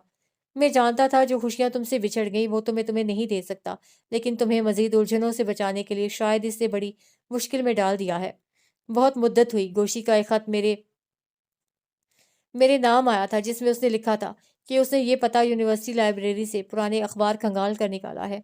उसने ये मालूम करना चाहा था कि आया बेला नाम की कोई लड़की यहाँ है। इससे मुझे अंदाज़ा हुआ शायद तुम घर से नाराज़ होकर आई हो। मैं तुम्हारे बारे में तफसीलात लेने गोशी के घर तक आया तो मुझे अंकल जमशेद ने सब बातों से आगाह किया। ये इत्तफाक ही था बेला, या शायद तुम्हारी घर की हमसायगी जिसने एक मुद्दत मुझे इस घर में रखा। बेबे को मैंने इतला दी, मैं मुर्गजार में ठहरा हूँ, लेकिन जब तक ये मसला मुकम्मल तौर पर हल नहीं हुआ मैंने तुम्हारा सामना नहीं किया। मुझे गोशी ने बहुत मर्तबा नसीहत की थी कि कोई तुम्हारा दिल ना दुखाने पाए। ये उस वक्त की बात है बेला जब तुम खूब अच्छी तरह कई मर्तबा मेरा अपना दिल दुखा चुकी थी। मैंने आपका दिल कभी नहीं दुखाया। वो जैसे बरहमी से खड़े से बैठ गई। उसे लगा उसके पैरों में मजीद खड़े रहने की जान नहीं है। कुआर से टेक लगाए उससे रुंधी सी आवाज में कहा, उल्टा आप हर वक्त मुझे बुरा भला कहते रहे हैं। तुमने मुझे कोई अच्छी बात कहने का मौका ही कब दिया है? हर वक्त घोड़े पर सवार तुम हंटर उठाए रखती हो और अपना आप बचाने के लिए मुझे किसी भी लड़की के हवाले करने को हर वक्त तैयार। वो घुटनों के सहारे उसके करीब ही बैठ गए। बेबे को तो मैं तुम्हारी ख्वाहिश के मुताबिक ले ही आऊंगा, लेकिन फिलहाल ये अंगूठी मेरे हाथ से ही पहन लो। उन्होंने अंगूठी डिबिया से निकालकर डिबिया दूर घास पर उछाल दी। जी नहीं, मेरी ऐसी कोई ख्वाहिश नहीं है। उससे अपनी उंगलियां उनके हाथ के शिकंजे ऐसी गिरफ्त से छुड़ानी चाहिए। गो अंग्रेज़ों जैसी रस्म है बहरकैफ। उन्होंने उसकी उंगली में वो सुनहरी सा छल्ला चढ़ा ही दिया था। और कमाल है, मैंने तो सुना है आप रातों को उठ उठ कर रोती भी रही हैं और खुद को मना भी करती रही हैं कि मोहब्बत जैसा मूजी मर्ज आपको ना लगे, कहीं आपकी दुआएं कबूल ना हो जाए, इसीलिए तो हम भागते दौड़ते यहाँ पहुंचे हैं। वो बुरी तरह झुंझलाकर अपने हाथ उनकी गिरफ्त से आज़ाद कराने लगी। ये गोशी की बच्ची से तो मैं निमट लूंगी। बेसाख्तगी में कहकर लगाकर हंसते उसने उन्हें पहली दफा ही देखा था। देखा, तुम हमेशा अपना हाथ मुझसे छुड़ा कर भागती रही हो, हता कि मुझे जख्मी हालत में छोड़ कर भी। बेला यहाँ। टूटे दरवाजे के शगाफ से हाँफती कांपती गोशी ने अंदर कदम रखा और उसके दौड़ते कदम डिबिया पर आकर रुके, जिसकी अंगूठी का नगीना उसकी अजीज अज जान दोस्त की उंगली में जगमगा रहा था, जिसकी आंखों की चमक और चेहरे का दमकता रंग अंगूठी के कीमती पत्थर को मांद किए दे रहा था। गढ़ी के लोगों को तुम्हारा शदीद इंतजार है बेला। बेबे को, शीरी और निसार को, खान गुल को, हता के कीमत खान को। वो एक और जान को कुर्बान करने पर तैयार नहीं। बस्ती के लोग, वो तुमसे कितना प्यार करते हैं। उन्हें अब मालूम हुआ है। बेला के खूबसूरत से हाथ दो मजबूत हाथों की गिरफ्त में थे, महफूज और मामून। दिल का इत्मीनान उसने पहली मर्तबा उसके चेहरे पर बरसते देखा। रंगों की फुहार और नरम मोहब्बत भरे जज्बों की बारिश में झेंप कर मुस्कुराती उसकी दोस्त। उसने दौड़ते दौड़ते दोनों बाहें फैलाकर इन दोनों की गर्दन में अटका दी।